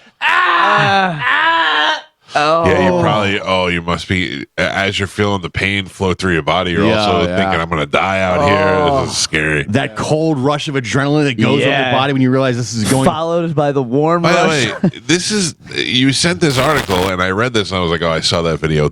I saw a different one over the weekend. Really? The guy was in a paraglider, different from that one. It was the one where you sit in it, and it almost looks like it's got like a plain body, but it's got the parachute. Ultralight. Well, no, it wasn't ultralight because he did have a parachute, and he was guiding it, and then all of a sudden he started going down. So he put it in the trees to like break the fall, and he fell all the way to the ground. But the trees slowed him down before he hit. And then when he hit, he was like, "Oh!" I mean, those must be so fun till you fall. Right? Yeah, that's the worst. That's a big problem. It's not like you can just pop out with a parachute. Yeah. You know what I mean? You're in there. You're kind of strapped in. He calls 911 with his phone, and it rings like 6 or 7 times. Like, they don't even answer right away. Like it's ringing. He's laying there. He's like, "Oh!" But Spanish, you were saying about the warm adrenaline, the cold adrenaline, but then you also have that fluid feeling where you're like, is this urine or blood? Yeah. What's going on? Yeah. What's happening now? Oh, Do God. you try to wiggle your toes and fingers if you're that guy? Yes. You would? Oh, yeah. You want to see? No, I don't. Well, Mike did it like a week or two ago. Like you lay there and try to assess the damage before you move. I got in a car accident one time. It was really scary. I was in the passenger seat. Pete was sitting behind me. The inertia of that alone should have pushed me through to Ocala. And the guy that was driving cut like a yellow light, and then a car was coming this way, and we T-boned the car. And I don't think I had a seatbelt on at the time, and I smashed my head into the windshield. Ooh. And then when I got out of the car, I couldn't see because I had blood in my eyes, and I kept looking at Pete, and I kept going, "What's going on over here? Like, am I okay?" And like, I couldn't see it. And Pete was too hurt to end. He's like, and I go, "Look at me." I remember I grabbed him. I go, "Look at me. Am I okay?" Like I didn't want to feel it and all of a sudden feel my brain, you know? Yeah, but it was actually a little cut on my hairline and just bled like crazy. Yeah. Your head bleeds a lot. Well, because if I imagine what you guys are saying about the adrenaline, once you start wiggling toes and fingers, your brain starts to catch up with everything that's happening to your body. Yeah, because you're taking an inventory. That's why I wait for somebody to get there and be like, "Let me get that morphine before you do anything." Yeah, but I don't know whether you're necessarily thinking all that whenever you just want to be able to get up. Oh, you no. know? Then you feel everything. Good luck. Shattered pelvis. It's what makes me not take chances like that. I don't want to fall out of the sky. Oh, man. The July 20th bout between Jake Paul and former heavyweight boxing champion Mike Tyson will be classified as a sanctioned professional fight by the Texas Department of Licensing and Regulations. The heavyweight showdown will be contested over 8 2-minute rounds. So it's not what's the difference there? Well, it probably benefits Mike Tyson, the fact that he's older, and so it's not as long of rounds, whatever. 2 minutes, yeah. And then with the fighters using 14-ounce gloves. Remember, we had talked about 16-ounce gloves, which are for like sparring, whatever. 14 ounce is still big. That's all right. I'll take 14 over. But that benefits Jake Paul with Mike Tyson's punching power. Yeah. So you have kind of a little bit, this is for you, this is for me kind of thing. What's the standard? 12? 10. 10? Oh. Yeah, 10. Yeah, so you got 14-ounce gloves for that. The outcome will affect their professional boxing records. So Mike Tyson, who has not fought professionally an actual sanctioned fight since, 2003, I think it was? He fought Roy Jones Jr., but that was an exhibition. So this is an actual professional fight, but it is going to be 8 rounds. It's going to be 2 minutes per round, and they're wearing 14-ounce gloves. And this is where it gets good because Mike Tyson has nothing to lose here. He's collecting the money, and he's going to try and knock Jake Paul out. If Jake Paul knocks Mike Tyson out, I mean, granted, even though he's 60 years old and all that, it's still you knocked out Mike Tyson. So you get the notch out in your belt. I would take the early rounds. I would take Mike Tyson. If he goes the distance, I would take Jake Paul. Yeah. So we'll see what happens with that. Speaking of fighters, some really sad news. I don't know if you saw this, but the 15-month-old son of UFC star Francis Ngannou passed away. Oh. Yeah, 15 months. 15 months? Yeah, and Francis put out a statement about it, and at the end he said, "I'm tired," which is a lot of times when people unalive themselves say that they're tired. He said, about terrible things happening. How could this happen and stuff? Yeah, so that's really sad. 15-month-old son, Francis Ngannou, passed away. Do we know what happened? I don't know exactly, but 15-month-old son, terrible. 15-year-old son, you don't come back from that. Yeah, I agree with that. So, 15-month, terrible. I don't know. That's 15 months. Is that the lesser of two evils? I think Yeah. so. Yeah. Really? I don't know. Carmen, imagine you put 15 years into loving something, and then it gets yanked away from you like that. 15 months, hopefully you could rebound next year, have another kid, But 15 months, you have a long life in front of you. Yeah. Right. Oh, it's a tragedy. I'm just saying, like, if I were to think about it now, I don't know how I'd feel at 15 months. I'd feel like, that too. I don't know, Carmen. It's very hard. You just Losing had your a child kid's first birthday, and Right. And if it was his first kid, It says here that his son's name was Kobe, and it says the death is unclear. The So circumstances. your kid's either had his first birthday or is a sophomore in high school. And think of all the things that you've gone through. Your kid being a sophomore. I think I'd have to take it as a 15-month-old. Yeah. That's horrible. Terrible. Jerry, Jerry, here's something funny. what's that? wait. My wife. I mean, That's a hell of a segue. that's a great transition. It made me think of it. So by the end of the day today, we have to turn in these letters for my son. I got to do that too. You do that? Yeah. So you write, everybody that wants to write a letter to the graduate of high school, you have to write the letter out. So my wife wrote one, I wrote one, the grandparents wrote one, the cousins wrote one, that kind of thing. So I didn't do mine yet. So I was doing it yesterday afternoon. And did you do it yet or no? I did not do it yet. So I was doing mine yesterday and just start crying, tears pouring out of my eyes. I'm sitting there I alone. get it, man. I'm right with you. Dude, I'm sitting there alone in my living room in the middle of the day, just typing on my phone, not even realizing the tears are just pouring out of my eyes. And my wife walks in the room and she looks at me and she goes, "You okay?" And I go, "My allergies just." Yeah. And she's like, "Yeah, it's pretty bad." I go, "It's killing." I totally lied. I totally allergied it out. I was like, "The allergies are just killing me." I can't breathe right now. I know what? I didn't realize how much I was even. I felt like a little well up, but I didn't realize I was just. Oh God, I that's feel hard. like that's why I've been like putting it off. Me too. I'm like, nah. I'm like, I will get to it. I'll get to it. But I was on the deadline, so like I got to just do it now. So Can't Now, have do they AI do read it for you? I probably could. What's that, Carmen? So do they read it Yeah. So everybody, you print like them out. at graduation, or I think they give them like a big envelope filled with letters from everybody. Yeah, so no, they can read them on their the own. kids just read them themselves. They don't Yeah. put them up on the. those kids aren't reading them? Oh, I read my stuff. I would. It was weird. In my high school, they screwed up, and we didn't get our yearbooks till 2 weeks after we graduated. So like nobody got to sign our yearbooks and all that stuff. Really? Yeah, and they screwed up. It was a Yeah, mistake. that really sucks. Yeah, I don't have any of the like keepsakes from my high school. Nor do I really care. Yeah. But We got our yearbooks. We always got after graduation, but what they gave us was like a little booklet that had like our insignia, and that's what we signed for each other. And I still have all of my stuff. See, for us, seniors got their yearbooks early, and then the kids that didn't graduate, they got their yearbooks like in the summer.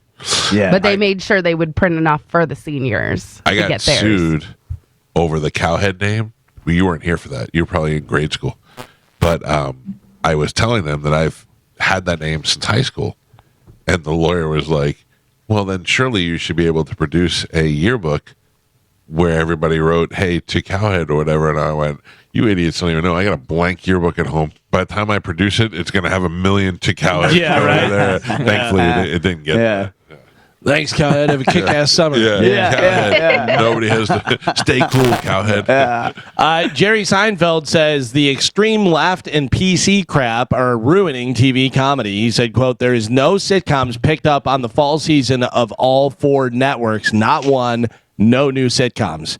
But also, I mean, he's right. But also, the last couple of new sitcoms, last couple of years, have really sucked. Well, Rob McElhenney from It's Always Sunny in Philadelphia responded by saying, have you met Rickety Cricket? But that is also on FXX, which isn't, a major network, like the ABC, NBC, whatever. But do we even need major networks anymore? Yeah, no one's watching that stuff, even if they were on there. Yeah. I mean, look, I love Billy Gardell, but I'm not sitting there watching Bob Hart's Abishola. Right. No. I have not watched it, but a lot of people say that it's good, that they like it, that Abbott Elementary. Yeah, Abbott Elementary is very funny. Yeah. I don't have any appointment TV, but whenever I see it. The Goldbergs was great. Was so good. That's recent. But yeah, there's no television show where I'm like, oh, it's Tuesday. Yeah, at all. Yeah. Even like American Idol and those sort of shows, if they see them, I'll watch for a couple of minutes. And Same. Yeah, like last night I put on The Voice because I was like, oh, The Voice is on. Yeah. It's all moving on demand and to short form clips on social media. I don't mind watching the show. I just don't know what that show is. I mean, I watched 2 hours of Bon Jovi the other night on a Friday night, four hours of Bon Jovi. I'm watching that. That is fantastic. It's really good. It is really good. Yeah, I like it a lot, man. I was watching it, and I love how they do the at the end where they do something. And you're like, oh, what's gonna happen next? But enjoy it because net neutrality is coming back, so everything's gonna start costing way more money. Yeah.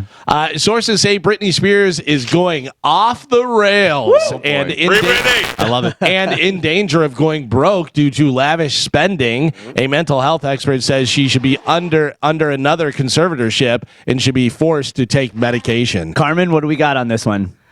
It's not her. Oh, yeah. So I don't even know because I'm starting to believe it's not her either. How can it not be her? So have you seen her? Yeah, she's deteriorated over the years. She's 40-something years old. She's a lunatic. She's on a bunch of medication. She looks terrible. It's just what happened. And also, Carmen, crazy makes you ugly. Sometimes it makes you hot. But it doesn't change your teeth shape. Yes, it doesn't change your you know what bone does? structure. Your teeth shape gets fixed by not having good dental hygiene. Also, drugs do that too. Yeah. I don't know if she's on drugs at all. If she had veneers, if they popped off, yeah, you get little that too. You get little baby teeth. She's no longer stuck in the castle. She's out riding horses and mending fences and doing all kind of stuff. Weird dances. I still don't think it's her. I know. I'm kind of with you on this one. I hope it's not her, Carmen. I hope it's not her, but I have to think that it is. Listen, they replaced Jamie Foxx. They replaced Kanye West. Yep. They could easily replace Britney Spears. Maybe. And Damar Hamlin.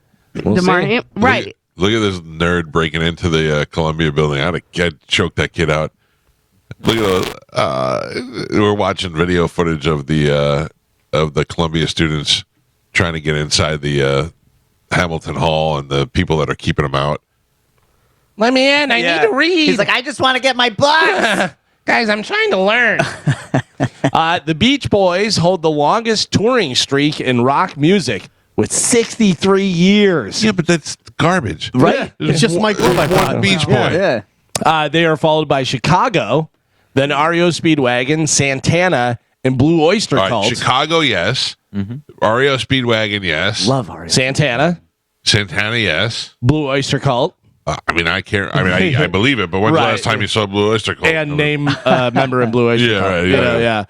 The cowbell guy. 57 years. 57 years. Look, I saw the Beach Boys, and it's just Mike Love dancing and saying every third word because he's too old to do anything else, and it's a bunch of new young guys singing Beach Boy songs. So if you want to hear Beach Boy music, that's yes. One time you have to go see the Beach Boys. That's it. I did my one time, and I'm out. Was it good? Was it awesome? It was. No, it wasn't awesome. It was good. good. It was fantastic. Yeah, it was like a good time, and we got to meet Mike Love and all that stuff. He's a legend, so it was a good night. But I got to hang out with my best friend of all time, Pap. Thank you, Michael. This may get me into the show. Has anybody watched MILF Manor? Yes. You know what? That is? You have watched it? Yes. So MILF Manor is where they have a bunch of hot MILFs in the house and then a bunch of younger guys, and they, trying to hook up and do that thing. What? There is a twist on season 2. Do you know what the twist is? Yeah. Twist on season 2 of MILF Manor. Fathers and sons going for the same women. Oh, that's pretty good. Yeah, that's good. Oh, that's weird. Yeah. You've had the old bull. Now try the young stud, right? I don't want to go up against Tom Calta. Oh, no way. Not with that hair. That's such a great scene from Step Brothers, dude. When you What if I'm coming out of the shower? And yeah, that's not going to happen. Peacock. Does anybody have Peacock, the streaming service? I do, yeah. I do. They are raising their price by $2 a month, just Do I in pay for time, just in time for Summer Olympics. Get some. So if you want to watch the Summer Olympics. No, boy. And then finally in news, millennials and Gen Xers on social media are talking about adult things that seemed boring when they were younger, but really kind of excite them now. So think about stuff whenever you're younger. Say that again. That what was? Gen Xers and millennials on social media are talking about adult things. So things adults do, whatever, not like dirty adult things that seemed boring when you were younger, but now that you're older and you're doing them, you're kind of into it. You kind of like it. Sitting around with friends, drinking and eating. Sitting around with friends, drinking and I eating. used to watch my parents do it when I was younger. I used to think it was the most boring thing in the world. How do you just sit there and tell stories back and forth? Now it's awesome. No, that's not in there. Not going out on the weekends. That's my Carmen, favorite. number 5, alone time. Sitting in silence and doing nothing. Oh, I love that. Yeah. Galvin and I shared a moment this morning that we wouldn't have done 10 years ago. What was that? We talked about a bird that we saw outside. I did. I came in and told. By the way, number 1, bird watching. Is it really? Yeah, number 1 is Shut up. Yeah. I saw a cardinal in Mike's driveway, like a very bright red cardinal, and it's the second one I've seen this week. That guy must live around here. I see him in the backyard all the time. Yeah. You have many bird nests all around in those bushes that stay. That's the way you said it. Like you have many a bird. You have many nestums. Many birds come to your land to live and enjoy your vast properties.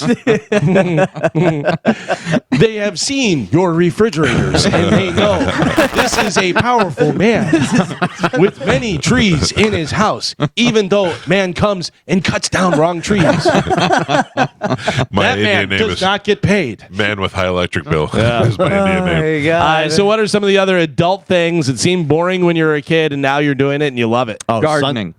Sunning. What do you mean sunning? Just getting laid out in the sun? Yeah, going to the beach. No, that's not one. My wife just brought up one. Going to bed at 8 o'clock. Going to That's our bed favorite at thing. 8 o'clock. Going to bed early. Let's see. No, that's not one in here, but I can tell you getting up early on Saturday to go to the local farmer's market. Ooh. I was going to say grocery shopping. Yes. Carmen, grocery shopping is right in there. Yeah. Grocery shopping is one of the ones that was great at boring being- when you were young, but now they say actually just walking into Costco. Yeah, it's amazing. Oh, You know what I did crossing the yesterday? threshold. I walked in the pantry yesterday and did inventory. Oh, yeah. I like to make sure we got enough emergency food. What's in there, Michael? Oh, Joe, you'd be surprised. I got sacks of rice the size of pillows, couch pillows. All right. Just for emergencies. I got beans. I got pastas. I got all dry food that'll last forever. I said, I'll be honest. I started looking around and I said, if there was a hurricane, the pantry's a good spot to be in. Absolutely. No windows, no nothing. Yeah. secure. Tornado. Are we stocked up on snacks, Michael? We got plenty of all right, snacks, just always. I still got Girl Scout cookies. Are you kidding me? Who's this we? You got a you got a French? cardinal in your pocket? You go back to the Family Island. Yeah. All right. Speaking of Family Island, what was one of the things you guys were talking about? Cleaning. Cleaning. Yeah. They say that cleaning is one of the things when you were younger that seemed boring and stuff, and now you're like, oh, look how I clean that. Feels so Hasn't good. happened to me yet. Oh no. They say leftovers. Yep. Getting Oh, I excited love about your leftovers. leftovers. I love Oh, leftovers. I got some Yeah. meatloaf in there. Yeah, It's gonna happen. Yeah, Sugar Pants was making me fun of me yesterday because I bought a bunch of Uber Eats and she's like, "You're not going to eat all that," and I was like, "Leftovers." Hey, we made a conscious decision yesterday to not use Uber Eats. Oh yeah. My wife, we ordered Chipotle, and my wife said, "This is $43. Right. If we order it on Chipotle, it's $97. Yeah. So I On used Uber Eats. on Uber Eats. Yeah. So I used Uber Joe. I said, you go get this goddamn food. Yeah, that's Pick why. this up right now. Oh, but my son thinks he's a multimillionaire. He's Uber eating like crazy, and I go, it's a block away. Right. I go, you could literally walk Does he there. have a car? Yes. Yeah, okay. Of course he does. Yes. I looked at him and I go, the amount of times that you go to Chipotle without us, go get this goddamn food. Also, I go, let's make a rule. If we're ordering Uber Eats, tell the other one so our Uber Eats drivers don't smash into each other in the driveway. Have you seen the I don't know if you would really call this a life hack, but you know how people do like meal prep and they make their food like ahead of time for the week? Yeah. Well, what they're doing is they order a family meal from Chipotle. Oh, yeah. And then they like dish it out and they meal prep from Chipotle. Yeah, I'm not mad at that. I've done that. Yeah. I got to tell you, sometimes it's just easier to have somebody else make it. Yeah, man. It just really is. Like, and it tastes better. Yeah. Like, I can try as much as I can to do. I'd eat salads every day if I lived in Chipotle. You know what I mean? Because, Right. but me making it at home just never turns out as good. And I'm just like, I don't know. I've actually done this before. I talk about old man. This is an old man move. I go to Chipotle and I get a chicken, like double chicken with some of the greens and the pico de gallo and all that stuff in there. And then I go, can I get another one? But leave the lettuce on the side so it doesn't wilt. I like it. I like it. I love it. Some of the other stuff they say, yard work, Gardening. cleaning. Well, yeah. I'm sorry, you did say gardening. Going to the grocery store, like Carmen said, or in places like CVS to get a great deal on something, and swiping your loyalty card whenever you're there. Yeah, I get That's my a good points. one. High quality bedding and spending time sleeping in that bedding. Puzzles. Some people get amped for puzzles, and they even get more excited to frame them afterwards. I love puzzles. Puzzles. Checking items off a to-do list. Whenever you have a to-do list and you check the items off, paying bills. We talked about alone, just sitting in silence, organizing and or going to the Container Store. Yeah. And number one, they say that seemed really boring when you were a kid, but now that you're doing adult things, bird watching. Bird watching is where it's at. What was it, yellow belly sapsucker? Check that out. All right. Can I tell you, to go back to the cleaning thing, I just ordered a steamer. I am so excited. Oh, a steamer, like a shark steamer thing for the floors? Yeah. Yeah, for the it's floors nice, and the I can't wait to clean my bathtub. I Carmen, am so excited. Do you have a steamer for your clothes? No. But I could use this steamer for I have it. one of those. Yeah. My wife uses the steamer all the time, and I'm like, what is going on? She steamed one of my shirts, and I go, oh, this is where it's at. This is where it's at. Because even though I do my shirts and I hang them up and stuff, having them steam before you go out, that's pretty nice. Yeah, we have the steamer, and I also have the shower. I'll just hang stuff in the shower with me when I take a shower. We have one of the commercial steamers, we have the big, giant, looking around and you stuff. must have a big shower. You can hang your clothes in there. You can hang my clothes in the shower, and you don't even get wet. The shower's so big. Do you have a fridge in the shower? Wow. Good. Ooh, that's a great idea, Gio. really I don't know is. why we did it. How do you not have a shower beer with the shower with the boys? Gotta get a shower. So I'm hoping to redo my bathroom. Shower fridge. You got shower it. fridge, Yeah, shower fridge. and shower TV. Yeah. Shower fridge. Oh, I mean, I got it. You want some help? Sure. Shower fridge up to your eye level, so you can get the fridge, do stuff, whatever. The door is the TV. Oh, that'd be great. There you go. You You're open welcome. the TV to get a beer. Yeah. And you say you're not rich. I just did it. I just got it for all you guys. That is it for news. All right. And we also have bone bonus. Carmen, Yes. do the bone bonus. Do it right now? Yes. It's 7:59. Did you do it? I'm just making I got a guest on the hotline. Yeah. Do it. Here we go, Bone Fam. The Bone Bonus. Sponsored by Farah and Farah, Tampa's accident attorneys. FarahandFarah.com. This hour's Bone Bonus keyword is Fate. This hour's keyword is fate, F-A-T-E. So head over to the Bone app and enter fate before 15 minutes past the top of the hour, and that $1,000 bone bonus could be yours. There you go. Good opportunity for you to win $1,000 cash. Let's go to the hotline now and welcome back to the show our old friend Bert Kreischer. Bert, how are you, buddy? I am doing phenomenal. Is there ever a time you're not? When's the last time you were in a bad mood? 84? No. I get in bad moods. When I pulled into South Carolina the other day, where the Gamecocks play, Yeah. and I was in a miserable mood, and I was like, I'm going to get up and go for a jog and like try to turn this around. I just don't. I stopped laying in bed and fighting with myself. Man, deep. Where are you now? I have no idea. Greensboro, South Carolina. And what do you want? Fully Loaded tour still? No, I'm on Tops Off World Tour. Fully Loaded starts June 12th. I'm on tour until July 7th. No, July 3rd. I'm in St. Pete. I shoot the special July 5th, 6th, and 7th. But Fully Loaded starts June 12th, and we're in Daytona and West Palm Beach, I think, the 14th and 15th. It's going to be amazing. I'm telling you, the lineup. Yeah, that's what I want. The lineup of comedians that go out with Bert. Bert takes the best guys and girls on the road with them. And some of them are really established names, and some of them you get you get a David Tell, who you haven't seen in a while, and then you get new folks like Catherine Blanford, who I got to meet through you. And there's some really great comedians out there that you're giving exposure to. I think that's awesome. I want to come down to the West Palm show. Dude, come down to West Palm. I think it's Big J, Bobby Lee, Chad Daniels, Sypha, Dan Soder, Kyle Kinane, Kelsey Cook. It's going to be, dude, I'm telling you, the lineup is sick. Man, there is a secret I cannot tell right now. You can't do that. You can't bring it up and what not do you mean? tell What it. kind of secret? A big secret, like the biggest. Okay, what's happened is, so we've been adding music every now and then, and so some of the biggest names in music have reached out. They're on break, and some people have reached out saying, can we just go on tour with you? Can we just come party with you? Like who? And so I can't say it. Nobody's listening. Is there a guy named after a pastry that is involved? You guys cut out. I couldn't hear you. Hey, so nobody's listening to us, but like, give me like if I had to figure it out like a hint, like that I could figure out in my head. I'm so not allowed to say it. I'm not allowed to say it. But I will just say those shows in Daytona, and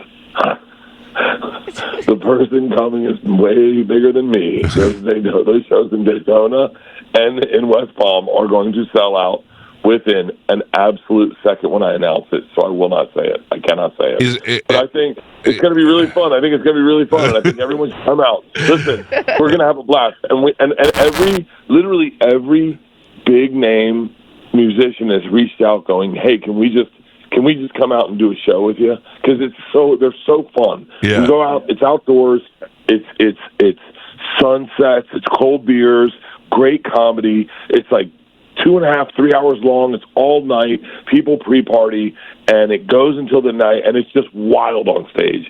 And so many people, I cannot say names, are coming out with us, especially in West Palm and in Fort Lauderdale, Daytona. So, all right, can I at least sink my hooks into West Palm? I'm going to come down to the West Palm show. It's a Saturday night. I'm going to drive down there. Done. Okay. And listen, I'm telling you right now, Cal, you will not regret this. Okay. It is going to be so wildly crazy. And I mean, by the way, listen, this is a comedy festival. It's the best comics. Dan Soder's new special is insane. Big J is one of the best in the game. Kyle Kinane in dog. I love Kyle Bobby Kinane. Lee, dog. It's going to be so wild. And the whole thing is it's just a party. I'm getting ready for the new special. I'm shooting it in St. Pete. And last night I figured it out on stage. I was so excited. Oh, good. Bert, I will be at your Friday show at 9:30, and I considered you when I bought tickets because I got good tickets. I'm like fifth row, so I'm like the first row right after the orchestra. But I also went over to the side because I knew I didn't want to sit right in the middle and have my big dumb face while you're trying to record a new special. Well, so that's the show. So that I put up the shows on sale a certain way, so that I could get the best tapings. So we were going to do just Friday, Saturday, right? And so what you do is you put Friday up first, and then we Thursday, Friday, Saturday. So you put Friday up first, then you add Thursday, then you add Saturday, and or you add Saturday then Thursday. So it's done that way, so the gangster fans are at your like the most loose show. Yeah. So it's going to be awesome, man. I'm so excited for this special. I've been It's like old school Birdie Boy. I haven't been like this on the road in forever. I'm living on the road right now. I'm excited to see the show. I haven't been to the show since you were at the Amalie Arena, so I want to see the new show and the new comics. I'll be in LA next weekend. Are you there? You're there for the Netflix's A Joke Festival. Oh, that's right. 5K by May, Cal. I forgot you're doing it. No, I'm not doing it. I'm not doing it. Stupid Jelly Roll's doing it. I'm not doing it. Jelly's doing it. Cal, if Jelly can do it, you can definitely do it. Walk with him. No, see, if you would have asked me 6 months ago, I would have been like, you know what, Bert? I'm going to make a goal. I'm going to get into this. I'll be ready to go like Jelly Roll did. Jelly Roll's down 70 pounds. Ow, Cal. I ran the LA Marathon with no training at all. You can definitely run the 5K. I'll think about it. I'll consider it. You can definitely do it. I bet you could do it blindfolded. I couldn't run to my stop sign the other day when I was trying to run on the street corner. All you need is a nice amble. Listen, the Native Americans did the Trail of Tears with no training. You can definitely do that. I don't know. I think I'd be more down to see what is your show in LA? Where are you going to be at the Forum? Yeah, May 11th. I'm at the Forum. We're doing Secret Time. I'm not allowed to tell anyone, but we're doing the Tom Brady roast too. Yeah, no, we knew about that. When is that? Oh, for real? Wait, how did you know about that? Everybody knows about the Brady roast. No, you don't know who the lineup is, though, do you? Oh no, tell me who it is. Well, it's me. That's you. I'm sorry. I thought you meant that. So you and Tom are doing the Tom Brady roast? Yeah, me and Tom are doing the Tom Brady roast, and we're definitely not allowed. I know they announced like Edelman and Gronk are obviously going to be there. Can I give you some? Have you met Brady before? No, and I don't think he's going to like us. Can I prepare you for him though? You're not going to be prepared for how when you see him in person, how tall he is. It goes like this. At first, it goes, "Oh my God, he's so tall," and then you go, "Oh my God, he's so gorgeous." It hits you twice. That's what I heard. I heard he has really big hands. He's the kind of guy if he rubbed your shoulders, you'd be like, all right. I'm not mad at this. When I was friends with Jay Moore, the first thing he said was, "Man, Tom Brady," and this is like 20 years ago. He was like, "Tom Brady has the biggest hands I've ever shaken in my life." I know. I can't wait to see his hands. Yeah, Tom and I are going to do something for the Brady roast. And I think it's really funny. I don't know if America is going to find it as funny as we find it, but it's definitely our sense of humor. I will tell you that if Tom Brady doesn't find it funny, it'll be 1,000 times funnier for everybody else. Oh, dude, I'll tell you right now, you are going to laugh regardless of how it turns out because it is so wildly inappropriate. It is so us that it is like insane. And as we're doing it, we actually had to have someone on the Zoom go, "Hey guys, we're veering away from the roast and what you're saying is pretty horrible. So we got to go back." And we were talking about what we were saying on the roast. We need to go back to the roast. And we're like, we're just making sure.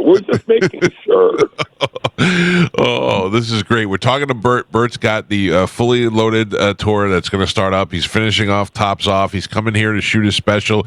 He's got a show at the Forum next week. Man, you are nonstop, brother. You are nonstop. Any talk on another movie? No. Yes. Yeah. Shaq and I are trying to put together a movie right now, and then I'm doing a movie I think in September, and then I think I'm moving to France. Why? I don't know. I think I'm tapped out. I'm promoting so many things, and I'm so kind of thick. Do you remember when you see like? This is going to sound wild to say, but do you remember when you see celebrities? I wish you could say a name right now, but like when they just be so spread thin that you can see their work kind of dissipate a little bit. Yes, you don't want that. That's how I feel right now. That's how I feel right now. If I'm promoting so many things, I got this. At one point, I lost my mind. I tried to cancel Fully Loaded because I was like, I need to focus on the special. It's like that's the thing that counts. And they were like, you don't have to like because I'm the promoter of it. So like I'm so thick in that. I got the vodka. I've got the 5K. I've got the show in May at the Forum. I've got the Tops Off World Tour. I've got the special in Tampa. I've got so many things I'm promoting that I kind of just was like, I'm promoting too many things. And then they're like, look, take time off after. And I told Leanne, I said, I jokingly said, I want to move to the south of France and just live in a villa and like have no one know me and ride a bike down to get coffee every morning and like live like a wildly different life. And Leanne was like, I'm in. Would it be great if fly out to France a year later and Bert looks like Fat Thor? He's got long hair, house coat. I'm gonna look like Gerard Depardieu. Yeah. Drinking wine every morning with some lady that runs a flower shop named Maria. Be like, hello, bud. It's so good to see you this morning. You want a glass of vino? Well, I listen. I understand next week is gonna be a busy week, so I probably am not gonna see you while I'm out there. But no. I'm around. Listen. We're doing the Brady roast on the 5th, the 5K on the 7th. You will be at the 5K, right?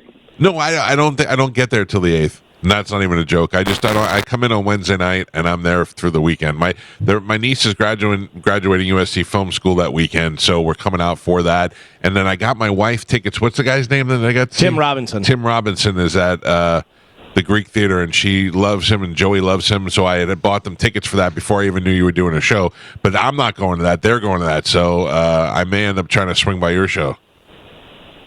Come on my show. The party's going to be insane.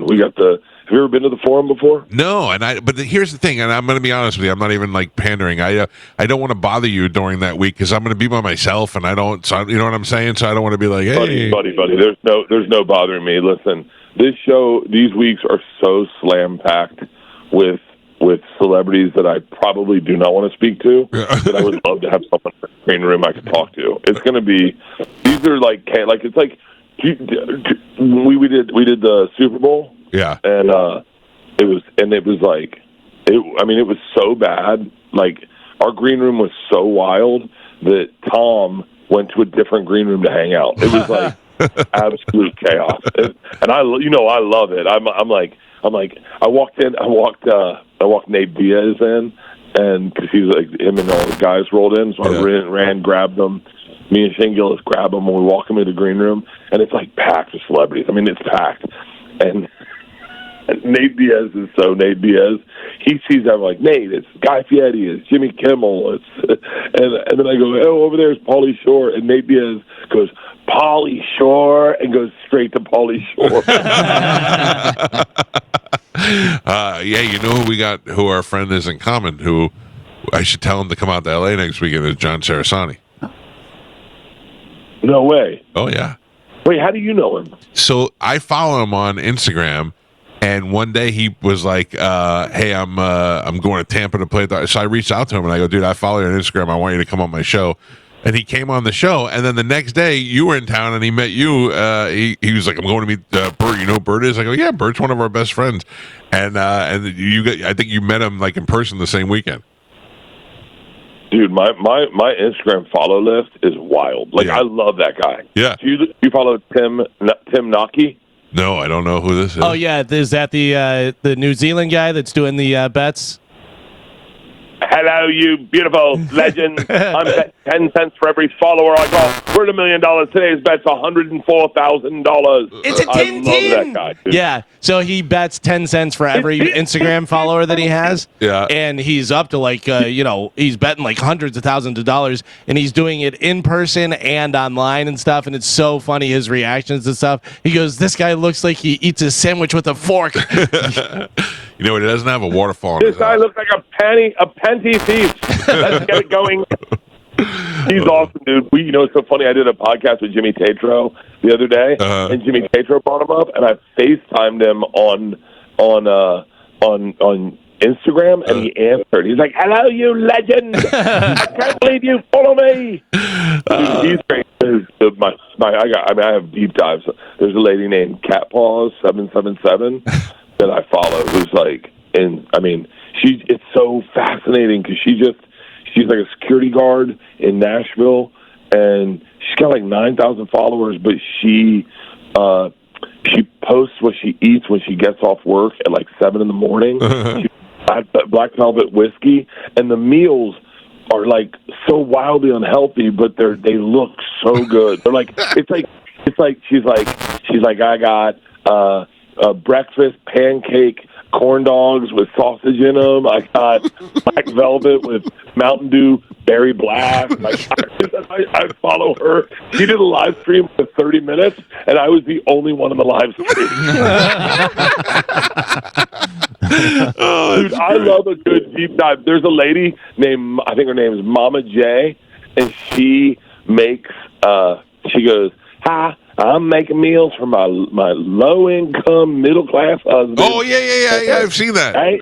Oh, dude, I can't understand. I understand why I'm on Instagram, right? Like, it's a business model. I don't understand. Listen, I mean this with love, but there's a level of actual humility. Like, when people are showing their lives and it's not perfect, but they're showing their lives regardless, and they respond to comments, and they're like, "A lot of you guys say that I'm packing them unhealthy meals. Well, I'm not. You know, we're a low income average. I got 9 children," and you're like, it's so crazy. Yeah. I mean, Cat Paws is so vulnerable. Like, she puts stuff up there. She has a post, I think she took it down, about people were giving her crap, saying that she lived in a 1-bedroom and not an efficiency, and she proved she lived in an efficiency, and it looks like a hotel room. Right. Motel. And she gave us a tour of it, and I'm just like, I don't know, man. It's like the biggest amount of voyeurism you can ever get. Dude. I mean, of course, I follow a bunch of whores too, but like, but those are the best. I'm over the whores. 2 poses. You're over them? Well, I mean, who doesn't love a whore every once in a while? But I do find those other things more interesting. Like, I like the weird ones, and that's what I'm paying more attention to these days. Dude, that's the hot thing. Yeah. Someone who doesn't realize what there was the fight in Cat Paw's Instagram over I know you have a stove in there. And she was like, I don't have a stove. All you guys say I'm trying to hide a stove. I'm like, it is. Dude, I get so obsessed with people on Instagram that I know them. There's do you follow the Jewish watch dealers in New York? Yes. Dude, Moses, the jeweler, is like my guy. Really? Oh my God. Dude, I DM these guys. And I get excited when they reply. Listen, I get DMs from the other day I had a DM from John Legend, or John Mayer, and Moses the jeweler, and I opened Moses the jeweler first. What's he got to say? And they're both about watches. All I'm talking, dude, Instagram. You know, I know that they there's this brand of. Can I tell you what makes me sick to my stomach on Instagram? Sure.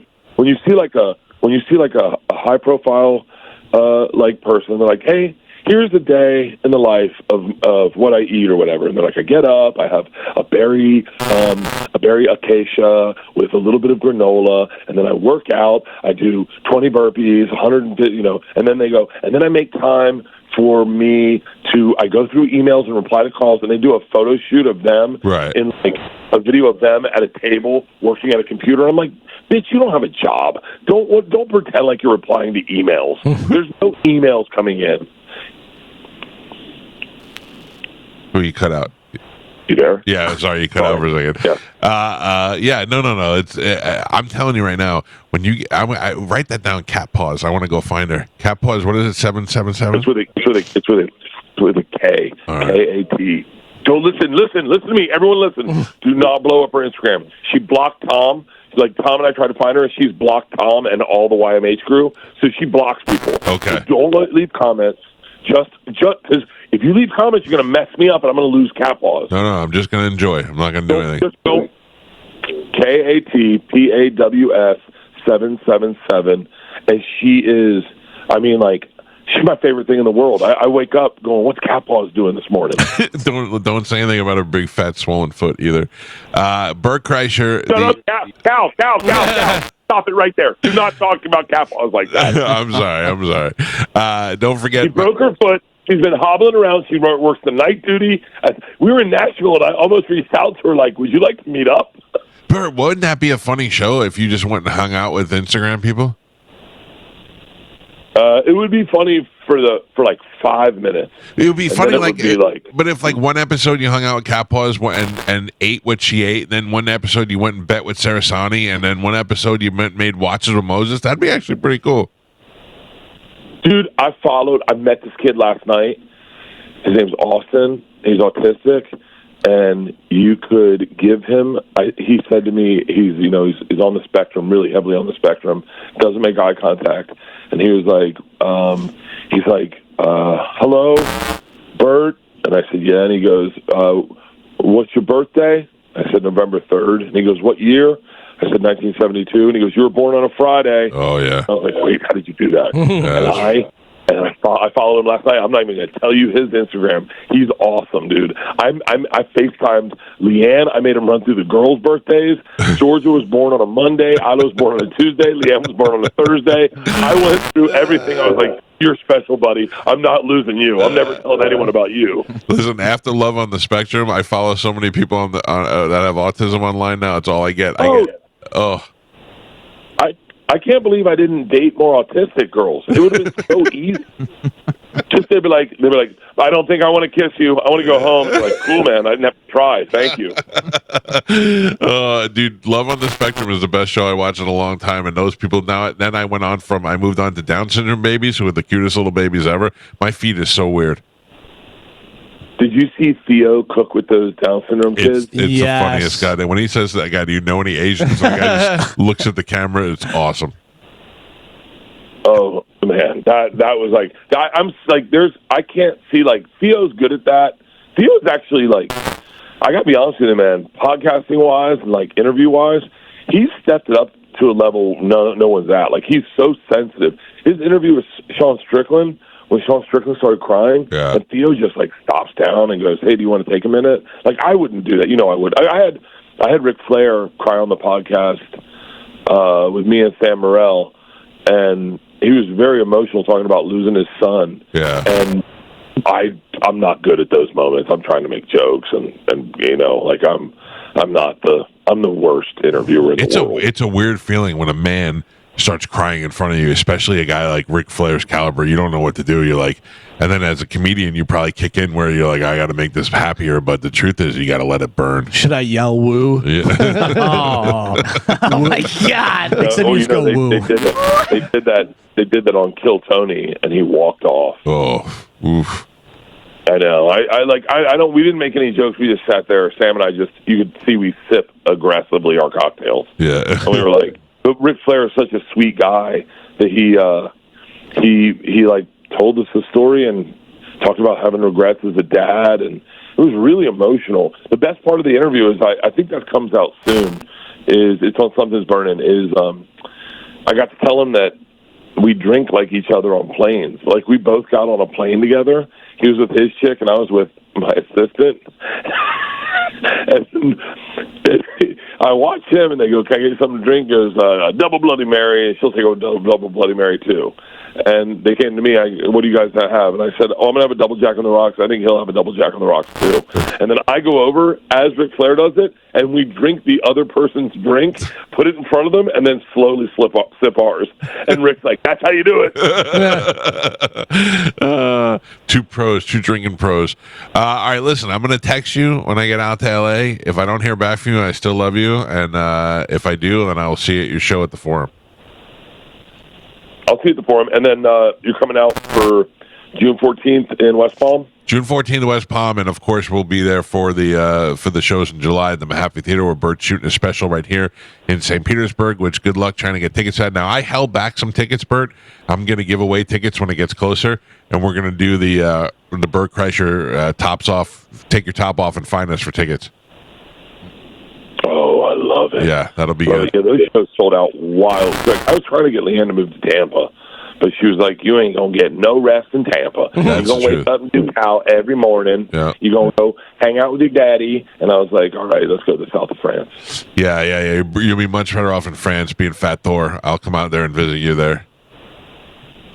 Come out and visit me. I'm thinking about opening a comedy club. Listen, now we're talking. Where would you do that? Dude, I don't know what I'm going to do. I'm solve a mystery, murder someone. I don't know. I want to get involved in some hijinks. Well, I'm your guy for that. Let me know when you're ready. Yeah. Hey, I'm going to call in more often. I forget how fun talk. You know, it's like you do so much stuff on radio that like sometimes you get caught in this road of guys like I called the other day. I was going to Tennessee, some horrific station, and he was like, so if people don't know what to expect to come out to the show tonight, what are they going to see? I was like, buddy, I'm in an arena. Like, no one's going to casually stumble into the arena. What do you think this guy's going to get tonight? You think he's going to take his shirt off? I hope it's good stuff. Oh, God. I don't know how long. I mean, I could talk to you for another hour, but I don't know if you were, because I think you're calling around today, aren't you? No, I'm just calling you. We went to a strip club last night at like 2 a.m. It was my favorite.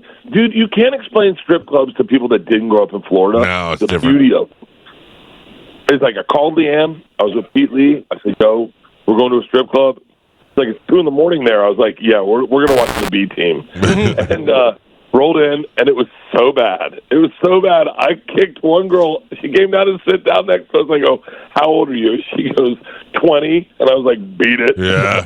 Isn't it weird how you feel bad when you get, like, you feel bad sometimes when you go in there? I never thought that would happen to me. The older I am, I need to realize they need an age-adjacent strip club. Yes. Like, I want moms that look like they're coming in for drop-off, right? And then they take the clothes off. That would be sexy. Yeah. Like a mom in yoga pants with like a sweatshirt with cat hair on it. And like, I got 10 minutes. I got to run to Trader Joe's. Yeah, that would be much better. I know those little kids when you go in there and there's like 20-year-old girls and you're like, listen, I get every once in a while you see a girl and you're like, goddamn, she's smoking hot. But for the most of them, they're just dumb 20-year-olds and you don't even feel sexy. You feel creepy. And the older moms have to dance to the music they would listen to, like Whitney Houston and stuff. Yeah. There was a Laotian lady there last night who was older that no one was paying attention to, and we were just there to drink, really. And I was like, "Come on over." We gave her like $20. We're like, "Just sit with us and have a drink." And the best is we did 2 Bears the other day, and we got done, and we had to go do a bottle signing, and we had an hour and a half to kill. Tom does not go to strip clubs, right? No. So I was like, "Yo, let's go to a strip club." There's a strip club right around the corner from our studio, and he's like, "What?" I go, it's afternoon drinking at a strip club. It's going to be the best. Tom was like, it was almost like I almost wondered if he was gay. I was like, just so uncomfortable here.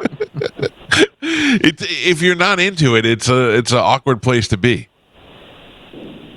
But you don't have to be in. That's the thing. Florida needs to explain strip clubs to people the same way Georgia needs to explain hunting to people in New York. Yeah. Like, you don't have to be creepy. You can just go in there, have a good time, throw some money around, get a lap dance, have a few drinks, befriend the manager, hear some story, and then bounce. No one has to, like, I was talking to a comic the other day. He's like, I'd rather get a prostitute. And I was like, dude, that's not what it's about. You're missing the point of the beauty of a strip club. Like, that guy defined Florida late night, like, after hours partying. Yeah. Oh, coming home from Ybor and going straight to 2001, 3 o'clock in the morning. Those were the good old days. Buddy, the best. I swear to God, the best thing you can ever hear your friend say is, casually, you want to hit a strip club? It's the greatest feeling in the world. That's better than getting a phone call going, I have a tea time at 7 a.m. You're like, no, I don't want to. This is the decision I want to make. Yeah. Yeah, if you go to after Ybor, if you roll into 2001, the only thing that makes that better is when you come out of there an hour and a half, 2 hours later, and there's some guy selling hot dogs. That's the best goddamn hot dog you'll ever eat in your life. Oh, bro. Yeah. Bro, I was trying to explain, because Peter, my assistant, does not like strip clubs. And I was like, well, how do you? And he was like, this is stupid. They're not even hot. And I was like, yeah, hot's I know. not part of it. Hot's not part of it. No, I don't want, it sounds crazy, but like, I want different. I want like the best. You know, the best lap dance I ever got was that time I was in I think Indiana, and I got a lap dance, and the girl goes, I said, what are the rules? You always say, what are the rules? And she's like, well, you're famous. You can do whatever you want. And so I FaceTimed you. You want to FaceTime you, and you didn't answer. Oh, you FaceTime me? I FaceTime you. I go, if there's no rules, my buddy Calvin's going to watch. Oh, hey, you want to hear something messed up? That same night, the girl, we're just there to party. It was the last night on tour, and as I walked in, there's a girl snowing outside. She's fully dressed, and she goes, "Oh my God, I'm such a fan. If I had known you were coming in, I would have stayed later." She's like, "I would have loved to give you a lap dance." And I get lap dances, but I'm not like wild crazy about them. I'm Florida wild crazy, right? And so the girl goes, I said, "That's so funny." I said, "I've always had this fantasy of like watching a girl get undressed with like full clothing on, because they're already like half naked." I go, "I want to see the belt mark in your stomach. I want to see your socks on." Like, that's the thing that's sexy. Like when Leanne gets naked, there is a vulnerability to her that's what I find hot. So the girl's like, "What?" And I said, "Why don't you give me a lap dance, but you got to start with your coat on." And she was like, "Okay." And so she had a snow coat on, and she was so funny because when she got to her jeans, she realized she wasn't wearing matching bra and panties, and she was like, "Oh, this looks silly." And I was like, "That's what I'm looking for. I'm looking for humility. I'm looking for someone who's like, I don't look pretty tonight, You wanted to be a little awkward. You wanted to be uncomfortable. I don't yeah. If you went to a whorehouse, and I'm not doing that, you're married, but if you went to a whorehouse and you were going to pay to have sex, you wouldn't pay to have sex with the hottest girl there. You could get a hot girl. You pay to have sex with a weird thing, a midget or a fat Asian or something. Oh, I'm going off the rails. Like, I'm finding something that I would never get. Yeah. Like something like exotic. Like, you don't go to a sushi restaurant and get fried zucchini. No. You try something. You're like, I want to try the umagi. What's the sea urchin? Sea urchin. Give me the sea urchin. Yeah. And even if it makes you throw up, at least you did it one time. I gotta be honest with you. I regret never going to like a prostitute in Amsterdam when I was younger, because I think it would have been a cool life experience. You know what I mean? Yeah, you want to have gone through the process. Yeah, I guess I'm glad I never did it. I'm just not that brain. I don't have the brain to do it because I'm so afraid of disease and stuff.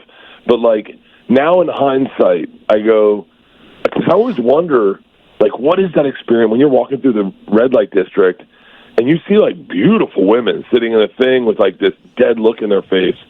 What is that experience like when you go into the room and you're like, so how does this work? Like, all that uncomfortableness sounds interesting to me now. I would never do it, obviously, now because I'm married. But I regret. The other day, I actually said to myself, "Man, I regret never doing that in Amsterdam." Like, we went to the Flying Dildo show, right? And those are just they're in total control, and they are. It's almost aggressive. Yeah, no, it's different. But I know what you mean. You want to walk down that seedy hallway. You want to smell the smells. And you want to experience it. It makes you more. That's like Hemingway type stuff. It puts a little notch in your belt. Yeah, and also in Amsterdam, it seems to be an even playing field where it's like I wouldn't get a prostitute, like Russia, where she's like, "Help me get my passport." She's like, "Wow." Above my pay grade. One of the funniest things you ever said was you want to see the belt mark. That's the hot part. Is like I have a new joke in the special. Is like Leanne wanted to. I can't get into it because I'm going to do it for the special. But Leanne wanted to have phone sex, and it was so hysterical having phone sex with a 53-year-old woman who's never had phone sex. It was the most. This is like probably my. It's like my big joke up front in the special, but it murders so hard because it was such a freaking travesty of like. And we've gotten better. We've gotten a lot better. She's gotten really like slutty lately, which is awesome. Leanne, huh? Yeah, I never saw it coming, dude. I mean, honestly, if I would think she'd be gay before she's turned into who she is today. Leanne, and there was a real possibility of that chance. Leanne wouldn't have threesomes, would she? Never. She, unless it's with Thor. Oh, that's true. But hey, the way you're going, he might slide into your DMs. Dude, I wrote a script about, it's like a body swap comedy of I get into a coma, but I really land in the body of Chris Hemsworth, and I have to seduce Leanne while Bert's unconscious. And the only way I can get back into my body is if she has sex with Thor, and she's still... And then when I come to, she's already having sex with Thor, and I got to win her back. Dude, I've written... when I got greenlit for, like, a bunch of money to make movies, and like, the sky's the limit, and I could do... Like, everyone's like... Everything's changed in comedy where they're like, give us the wildest idea you've ever had. And I came up with some, like, super, super wild one. The one for me is Shaq, I'll tell you privately. Okay. Is he's attached, but I'm afraid to give him the script. What? You think he's going to be offended? I don't know. Possibly. Oh, my God. Hey, can I tell you? It might end our friendship.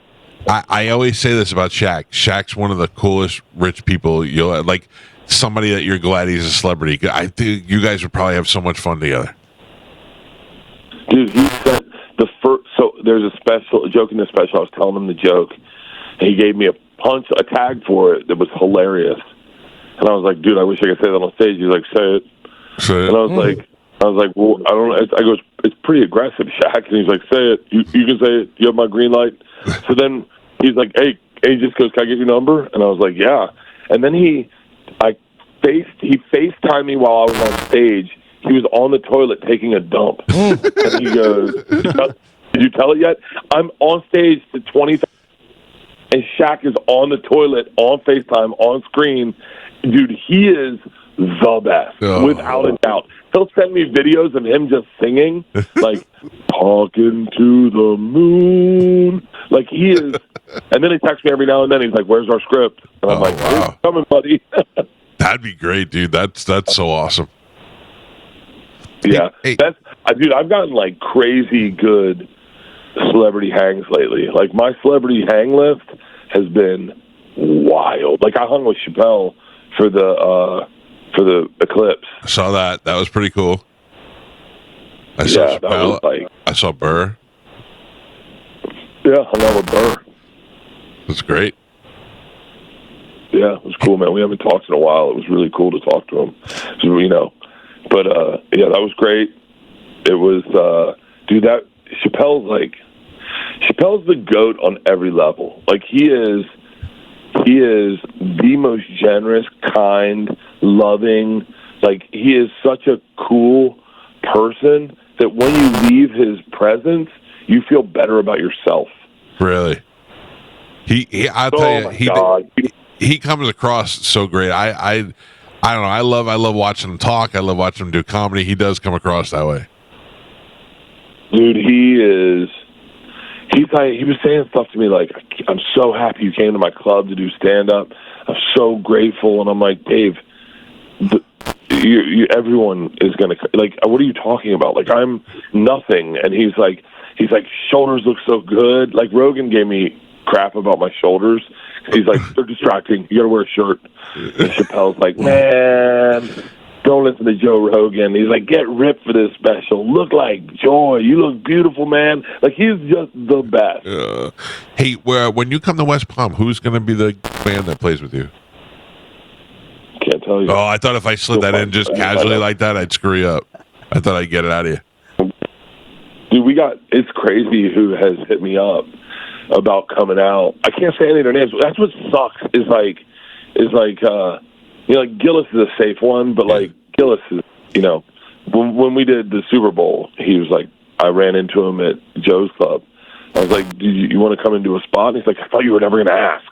And I was like, but you can't announce him because, Shane Gillis is I think by far probably the biggest comic in the country right now. Yeah. He's bigger than Tim Robinson, and Tim Robinson's so talented. But he's like, he's like wildly huge. And so if you do something with Shane, it's because Shane's like cool and he wants to go hang out. Same with these musicians, is they're like massive, the biggest in the country, and you can't announce them because it's not a comedy festival anymore. Right, so like, right, I get Shane, it. if you announce Shane, it's like, and that's why I text him. I'm like, yo, what dates you want to come out to? And but you can't announce him, and you know if you announce Shane right now, you'd sell clean across the board. Like without in a second, everyone's dying to see Shane do stand up, and his new hour is monstrous. We still quote his old hour. Yeah. He's great. We love him. Have you ever met him? Yeah. He's been on the show a couple of times. Yeah, he's great. Yeah, he's the best. Hey, did the Are You Garbage guys come through? Foley called in because they weren't in town early enough, but Foley called in. So, and he was great. I hate doing phoners, but he was really good. I hate that. I told them, I said, get in a day early, go do Cowhead, you'll love it. And they were like, we're on the bus. I was like, yeah, I know how they work. Yeah. Get done early, get on the bus, drive there, get up early. Those guys aren't like rise and shine kind of guys. Yeah, no, they're not the epitome of health. But I don't. It doesn't matter. I did it because I liked them, and it was good to have them on. So, and I also think that sometimes it's our job to turn people on to good stuff, and that's a good podcast. You've done that.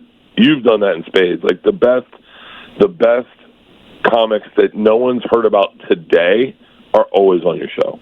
Yeah, I mean, like we had Shane on before Shane blew up. Like Bobby and I used to have him on all the time, and then we had him on in the studio before he really blew up. I mean, we just know what's funny and what's going to be good radio. He was playing Side Splitters. Yeah. So let's show you how long ago that was. The girls were Georgia had all the girls back from college are up in and Georgia knows Shane just through doing Fully Loaded, but she's a PA on it, and the girls were up upstairs in Georgia and her friend Daisy come running down. They're like, Dad, Shane Gillis is so funny. And I was like, you never watched his sets on Fully Loaded? And they're like, no, it's Shane. Does it bother you? Like, he's really funny. The best is last night at Fully Loaded, first year, Georgia and her friend Daisy are sneaking beers. And Shane goes over to them and goes, hey, you guys drinking? And they're like, no. And he's like, come on, I'm not going to tell your dad. And they're like, no. And he goes, you guys have been smoking weed and drinking, haven't you? And they're like, no. And he's like, come on, it's Uncle Shane. I'm not going to say anything. They're like, yeah. Shane sits right down next to me. He's like, George is drinking beers. Oh, that's great. All right, Bert Kreischer. He's on tour. He's about to get on a new Fully Loaded. He's finishing up Tops Off. Then he's coming here and doing West Palm first, and then what is it, Mahaffey Theater for the special? Daytona. And what's Daytona, that? West Palm, and then Daytona. If you're going to make a road trip, it is that first week. I think Bobby Lee's on all those. Tell me. Let's go through this. I'm a fan of Bobby Lee's. I don't know him. He's only been on the show one time, and it was 10 years ago. Love Bobby Lee. Bobby Lee, Big J. Ogerson, Dan Soder, Kyle Kinane, Sight the Sounds, Kelsey Cook. It is going to be a murderer's row with a ton of special guests. And all I will say is, Cal, if there's time for you to get up on stage, you got to perform at either the Financial Amphitheater in West Palm. You've got to see how that feels. Those outdoor shows are wild. Oh, listen, I want to come down and for sure be a part of it, hang out with you. Will you text me? Listen, if you're there, you're getting on stage. At a certain point, I promise you this, you will be getting on stage. Everyone will be getting on stage. I promise you, we will all be getting on stage at a certain point. All right. Look, I'm coming down 100%. Lock it in. All right, done. Will you text me the music person, and I swear over our relationship I will not say anything to anybody? Yeah, I'll text you. You promise? Because it's going to eat away at me. You promise you won't say. You promise you won't say anything. It'll mess up. I swear on my children, on our relationship. I'm just definitely coming, so I want to know. We have two people who have asked if they can just come out and tour with us. Yeah. They were like, hey, no commitment, no money. We just want to come out, bring our tour bus, just party with you and all the guys. And I was like, of course, done. And so it's like last year, Bargatze just showed up. He's like, "Don't announce me." Brought him on stage. The place went bananas. Like those are the best things about these shows. Is like the biggest comics in the world are around, and they're like, "Yo, can I hop up? I want to, perform in front of 15,000 people." And you're like, "Absolutely!" And no one's ever experienced these outdoor festivals. Are so fun. There's so many people, and it's just such a wild energy. And it's like 4 comics, then a break, then 4 comics, and there's stuff in between, and like people get. It's so. I mean, like last year, I think Nikki Glaser took her top off and went on stage. It was crazy. All right. Yeah, text it to me, and I swear, not only will I not say it, I won't even tease it. I won't even talk about it. I won't even hint at it or nothing. Okay. I'm going to text you now. All right, and I will call you next week when I'm in L.A. Hopefully we could hook up, and I'll head out to the Forum show, too. Yeah, Forum's going to be a blast, man. We're going to have a great time. Yeah, come out, hit me up, and we'll hang. I'm doing nothing during the week. I'm just chilling. I think we got like a couple podcasts. I think Tommy's out there. We'll do some podcasts in between, and then it's going to be a blast. Everyone's out there. It's going to be a blast. All right, sounds good. Great catching up with you, buddy. I love you. See you, pal. See you. There you go. The great Bert Kreischer. Carmen, you got to hang it up for me. I got you. Thank you. All right, we are way late. I got to take a break. It's the Mike Calta Show. This is 102.5 The Bone. Now, is Dom here? No. He's running a little late. So why don't we move this segment to 9:15? We could Just absolutely we do don't that. have to have that problem every week. Yeah, we could absolutely move it to. But that's also good because we're running late today, so we could let everybody know that Dom's going to come in here at 9:15. He'll be there today at 9:05 is what he told me. But whatever you would like to do. I won't break. I don't want you to break. Break. Any McGriddles today? Bert still didn't tell me who the musical guest was. Did you see the monkey near the school over there? Oh man, Yeah. Over in St. Pete? It's meandering. that's never good. Yeah. That's not the kind of monkey I want. No, That's scary monkey. I don't want homeless, angry monkey. I know. I'm pretty sure that's the monkey from Outbreak. Yeah, Right? Yeah, It's the same one. The monkey that I want, have you seen he wears little overalls? Oh, that's adorable. And he eats fruit? Oh, my God. I remember the one on Amazon. Open the Amazon packages. Yeah. He died. John Senning killed it. Oh Yeah. man. John You Senning wanna- kills all the famous animals. You want a baby chimpanzee. No. Yeah, no, but they had. No, I don't want to say that word because the chimpanzee ate the face. Travis the chimp. Yeah, I You want the a baby chimpanzee. No, they have like and these- then as soon as it gets old, you got to ship it off somewhere. Yeah. No, they have little miniature ones. Yeah, Say finger little. They monkeys. look like little They look like little chimpanzees, but they're little tiny monkeys. Yeah. And you put them in little yellow shorts with suspenders, and they just my walk around God. eating fruit. There's nothing cuter than Yeah, that. that's top tier. For such a big guy, I'm such a pussy when it comes to babies and monkeys. One I time, like what you like. I went to the flea market one time and they had the monkey play the music and he danced on the little box. Yeah. I went Yeah. when I You lived know in how- Miami. I went to go see that down in Bayshore, Yeah. where I used to go there every weekend. I didn't even have any money. I would just like grab a couple bucks and just go feed it to the monkey, and then they would let him crawl up on my arm. Oh, I love Yeah. that thing. You're not going to like this. Do you know how they get him to dance on that box? The box is heated. What? Oh. It just burns his feet. Nuh-uh. That's why it's No, dancing. he doesn't dance on the Oh my box. god, No. that was so good. They That's played how the they get- music and he was doing the Macarena. That's how they get bears to ride tricycles. They nail their feet to the pedals. That I did know, yeah. They don't have to nail him, can't they? Just No. I mean, who the hell's a bear? Oh my Well, the bear's trying to escape the bike, Right. which makes him pedal it. Yeah. Yeah. God. Right. That's how I'm going to teach my daughter how to ride bike. God, Lord. A lot of terrible stuff. My daughter just kept falling on the bike, and I looked at her and I go, "You're just too dumb. You're just too dumb to ride a bike. I'm not doing it anymore." And she's like, "Well, maybe get me a bike that's my size. You know what I mean? Buy me a bike that's too big." Here, drive the golf cart. What are we wasting what I'm time with saying, bikes for? yeah. I told you my dad, whenever we all got motorcycles, my dad got a motorcycle because he was like, hey, I'll ride with you guys. He rode it once and fell down and gave it to my brother Tim. Yeah. And so my brother Tim took all the blinkers and mirrors off and everything and put Navi tires on it. And it was a big motorcycle. And my brother would sit me on it and hold the clutch in and go, "You're going, go, give it gas, go." And I would just have to ride it. Good luck. I couldn't stop. Yeah. I couldn't stop until he would let me stop because my it was God. too big for me. I would just fall over. Oh, dude, that sounds terrifying. Yeah. He was a real jerk. I started making a list the other day of things that I've never done, not just like a bucket list of like I've never been to, Taiwan. We talked about it earlier, making lists. Love making lists. Watching birds, making lists. I can't ride a bicycle with no hands. Me neither. Really? Yeah, I can't either. You gotta be Can't. kidding me. It's so hard. Yeah. It's not hard at all. Clearly it is. 3 people can't do it, and 1 can. Yeah, I fell when I tried, and I didn't do it again. Wow. It's hard. That's very surprising. Your face makes me feel bad about myself. Yeah. I mean, that's like saying No. I can't walk. No, it's not. You're saying you can't ride a 2-wheeled vehicle while balancing your body weight on it and not steering. To me, it's like you're saying you can't walk. So that I can do. I've never driven a motorcycle in my life. Me neither. Oh. I've driven the little, like, you remember when the little ones came out? Not only have you guys not done that, but you also don't drive a motorcycle. You ride a motorcycle. Excuse me. Yeah. Well, I mean, if you're going to be, out there on the bike, you want to use the proper terminology. I went to the Harley store to do a gig one time, and on my way there, I said, you know what? I'm going to buy a motorcycle today. And I put that on Facebook. I said, going to Harley Davidson, maybe I'm buying a motorcycle today. And the negative comments on there, I blocked people. Not blocked people. You have kids. You have to think about it. That's how people die. And I was like, okay. Jesus Christ. I didn't buy it, but they made me very nervous. First off, take a course. You could totally do Well, that's what I was going to do. I was going to buy and take the course and all that. Take a course, and then you're not going to use it to, like, go places. You know what I mean? You're not I'm not driving it at the St. Pete every day. You're cruising out on country roads and do that. Yeah, that's fine. Don't do it. I'm not going to, Carmen. I mean, it's not that I can't. It's just I know I'm too uncoordinated. Why take the risk?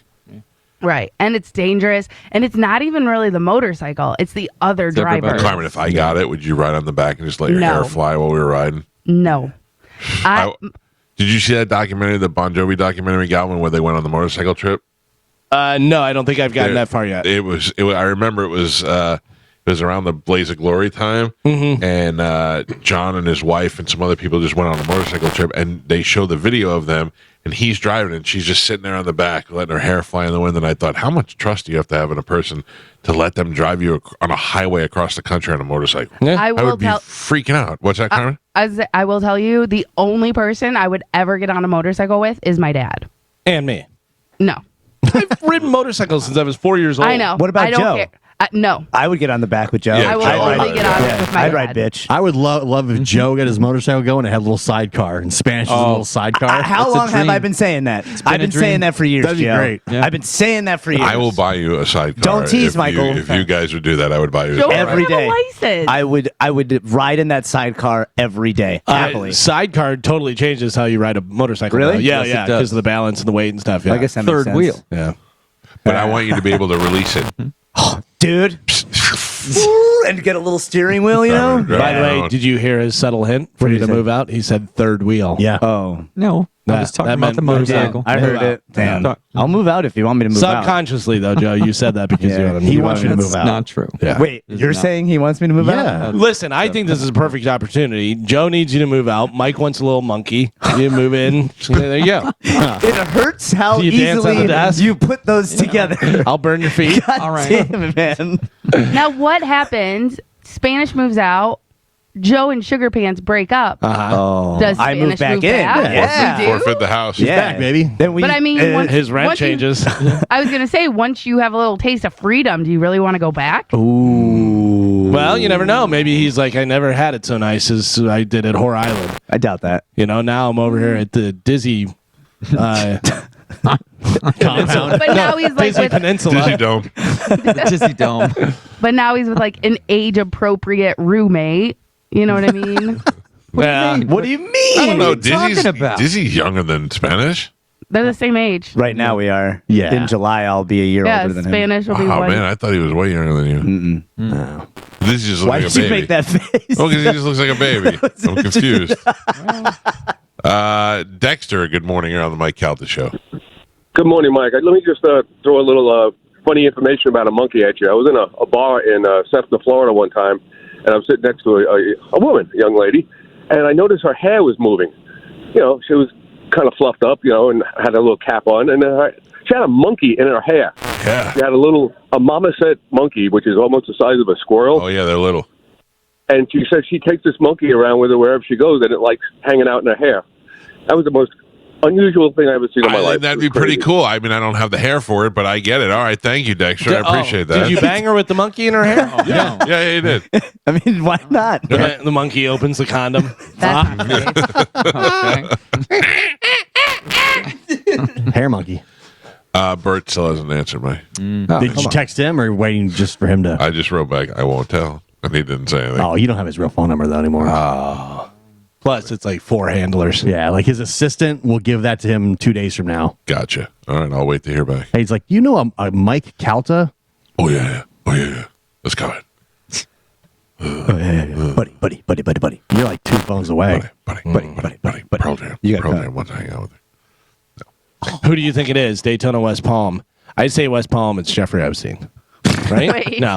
Who do you like? I felt like he was trying to drop hints by saying no. West Palm. Where's Limp Bizkit? Whether Jacksonville? Jacksonville, yeah. I would have guessed Creed. That's what I would have said too. Or just Scott Stapp. He was already in. Yeah, he was already in Creed. I don't know, but I want to go to that show. But I just realized something. What is it? Is it June 14th? Yeah, it's the my 15th brother- and 16th. Yeah, May, June. 15th. Saturday and a Sunday. Oh, God damn it. Can't go. What? God damn it. Oh, I don't know. I have to. Well, maybe. It's got to be Saturday. Yeah. When's it West Palm? Friday or Saturday? 14th or 15th? June 15th and 16th are the dates. West Palm is the Friday, the 15th. Yeah, that's the 15th. Friday's of the June. 14th. Yeah, 15th is Saturday. Right. So is it the 14th or 15th? Everybody's confusing me. Hold on. I got it right here. June 15th is West Palm. Okay. What's 14th? Daytona? No, Daytona? Daytona is the 16th. Savannah, Georgia on the 14th. Joey's graduation party is on June 15th is a Saturday. Oh, move the party. And June 16th is Father's Day. I might have to move the party for Father's Day. We have to go, hey, we have to do it a week later. You can't have it on a Father's Day weekend. Wow. All right. I just had to give my wife that letter that made me cry. Oh. Yeah. Are you going to read it to us? You want me to? Yeah, of course. Never in a million years. Wow, you're that embarrassed? Yes. Okay. I should make you write me a letter. Oh, you want us to all write letters to you?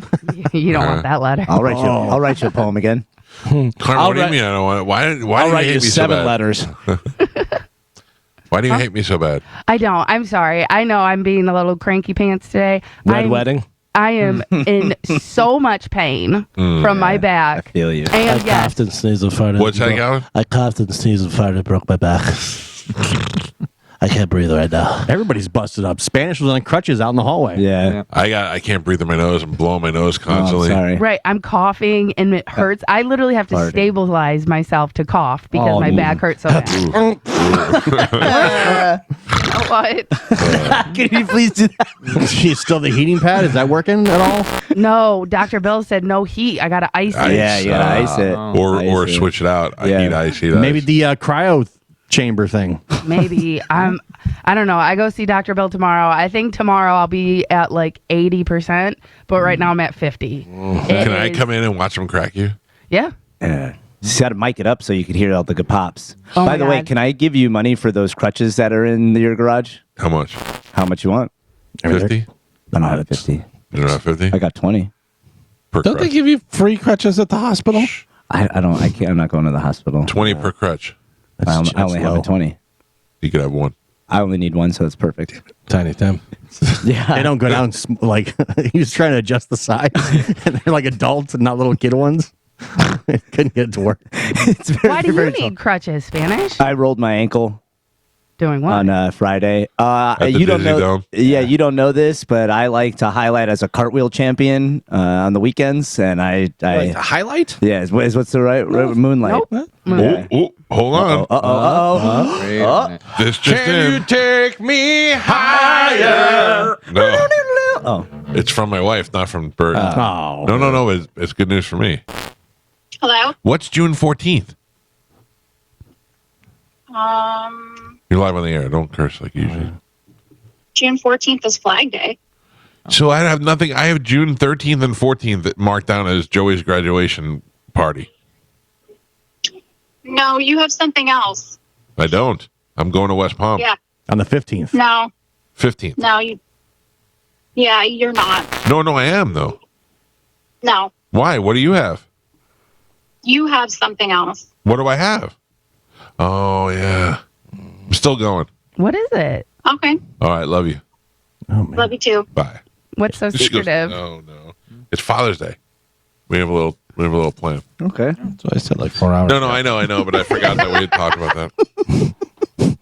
Father's Day on the 15th? Can you take me higher? All right, I got to take a break so we can get the phone loaded for Dom. If you want to talk to Dominic Ferriello, our legal analyst, here to give you free legal advice, 727-579-1025, 800-771-1025. Get on the phone lines right now. We'll take a quick break, and Acid Dom will be in the studio next on 1025 The Bone. Had a little work this morning. I was driving in, and a friend of the show, I can't say who it is, who is driving a very fast sports car. I can't say what type of car it is. Gets pulled over by a deputy. Can't say who it is, but I know all of them. So they call me, and they're on the side of the road, and I'm talking to the deputy, and I'm like, well, how fast allegedly... You get straight to the deputy on the side of the road? Yeah, the deputy knows me. And they go, well, how fast was my client allegedly going? And it wasn't anything crazy. It may be about 18, 20 over, something like that. So there's a ticket. We get 15 over. And I go, that's it? That's embarrassing. This type of sports car should be going much faster. If I was there, I'd be giving a citation myself. So we're having a ball and just having fun. So I said, well, and what the deputies and police officers and troopers can do is they can give a ticket. Under there's 3 or 4 different speeding citation statutes, which is fine. Sometimes they'll cut drivers a break. They'll cite them under the traffic control device 316.074, which is basically the speed limit sign. Yeah. Which is a violation, but it's a different type of ramification when you deal with the DMV. So I'm like, well, look, whatever you feel is best, under the 316 code, no big deal. I'll see you in 30 days, and we'll hang out in court and have some fun because I have a good relationship with all law enforcement officers. So, but I said I'm running late. I got to get to the station. I got to get to Mike's show. So I don't know how it all played out. But, do we know this person that got pulled over? Was it near a big store near like I-4? I don't know where they were. They were in Hillsborough County. That's all I knew, and it was a deputy. But to protect all of those involved, they're all great people. But I wasn't like oh, don't you can't give me. Tell us what type of sports car it was at least. I can't say that. Is it American? Is it American? It is not American. It's not American. No, it's not American. All right. Car. Interesting. So, but I'm like let me. Oh, Dom told him to give him a ticket. I said I would give him a ticket just because he was going too slow, allegedly, for that type of sports car. We heard your joke the first time. We it didn't go over very well. It was a good time. All right, let's get right to the phone calls. Let's go to Scott. Scott, good morning. You're on with Acid Dom. What do you got, Scott? Hey, Scott. Taking the call. So in 92, I got busted with an ounce of marijuana. They withheld adjudication. A couple of months later, I got a DUI. And the marijuana charge stuck, got a year house arrest, got off of that 6 months later. And after 10 years, I got my rights back to vote, but would like to be able to carry a firearm as it was a felony for the ounce. And want to see what I can do. Yeah, that's going to be through the Department of Executive Clemency. And I would assume you did that initially to get your voting rights restored. Is there a reason why you didn't try to get the gun rights back then? Actually, I didn't do anything. After 10 years, I got a letter in the mail that said my voting rights had been, I got them back. And I didn't do anything. They just awarded me my rights. The state, I got a letter from the governor's office. The state of Florida? Yes, sir. When was this? How long ago was this that you got this letter? Well, it was 92 was the charge. So, early 2000.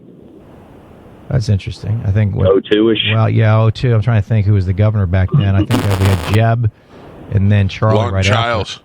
Lawton was earlier. Lawton died. He passed away, actually. Oh, well, yeah, he was in the 90s. Yeah, that was in the 90s. But then, if you still have that letter, I don't know if you do or not. But No, I don't have that letter anymore. All right. Well, yeah, you email me. It's going to be a restoration of civil rights for folks listening, and it's going to be a file through the Department of Executive Clemency to get any of the rights back. A lot of folks, when you become a felon, you can't serve on juries, you can't have voting rights. You obviously got a letter from the state that said you could.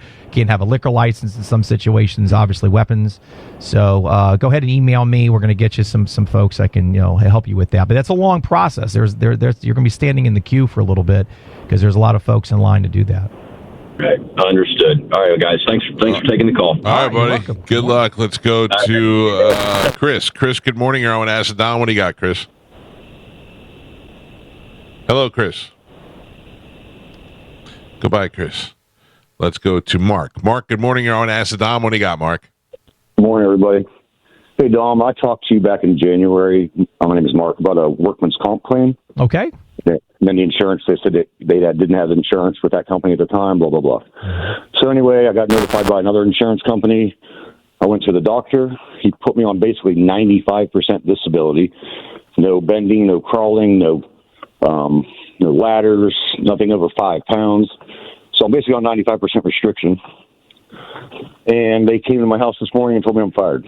They won't give me my 2 weeks vacation. And I said, how are you going to fire me over a workman's comp claim? Or fire me because it's slow. So now they're screwing me out of 2 weeks vacation. I have health insurance with disability, but I think I'm going to lose that. And I don't know. I'm in a mess. So the reason they gave you for the termination was the fact that it was slow. Business was slow? Well, due to my disabilities, I'm restricted, so they have nothing for me.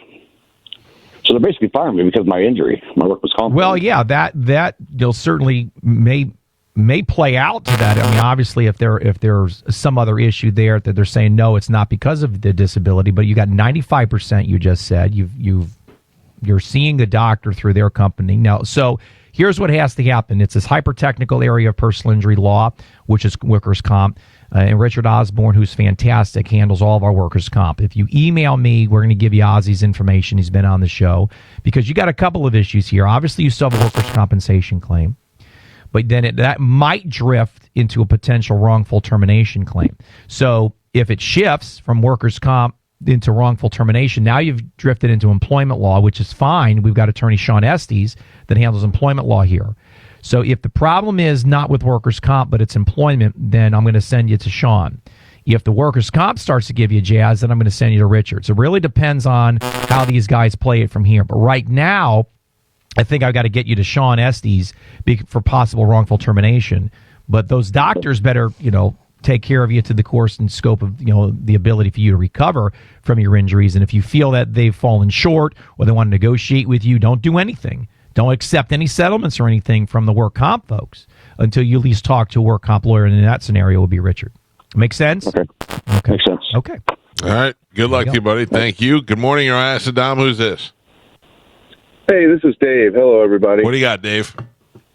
Hey, Dom. So I have a red light ticket, and I called that ticket clinic place, and they basically told me it would be like $250, which is the same price as the court, and that they weren't sure if they could do anything. So I decided just to go down to the courthouse and pay it. But when I paid the initial fee, it was $80, and the girl that worked there kind of talked me into going to court. She said, you can get this reduced if you go to court. And I'm like, well, can I? And she goes, well, it's worth a shot. Right now, I wish I would have just paid it because now I have a court date and I'm committed. But is there anything I can say to the judge that will help me get it reduced? I mean, anything? Well, if it's not, you got the rat clause. If you weren't driving, you can rat out whoever else was, and they'll reissue the citation to that individual. Was me. Okay, so there's one defense is the rat clause. The other issue is the vehicle owned by a corporate entity? Nope. Okay, so that's kind of the other argument you can use. But no, just go down there and just tell the judge what happened.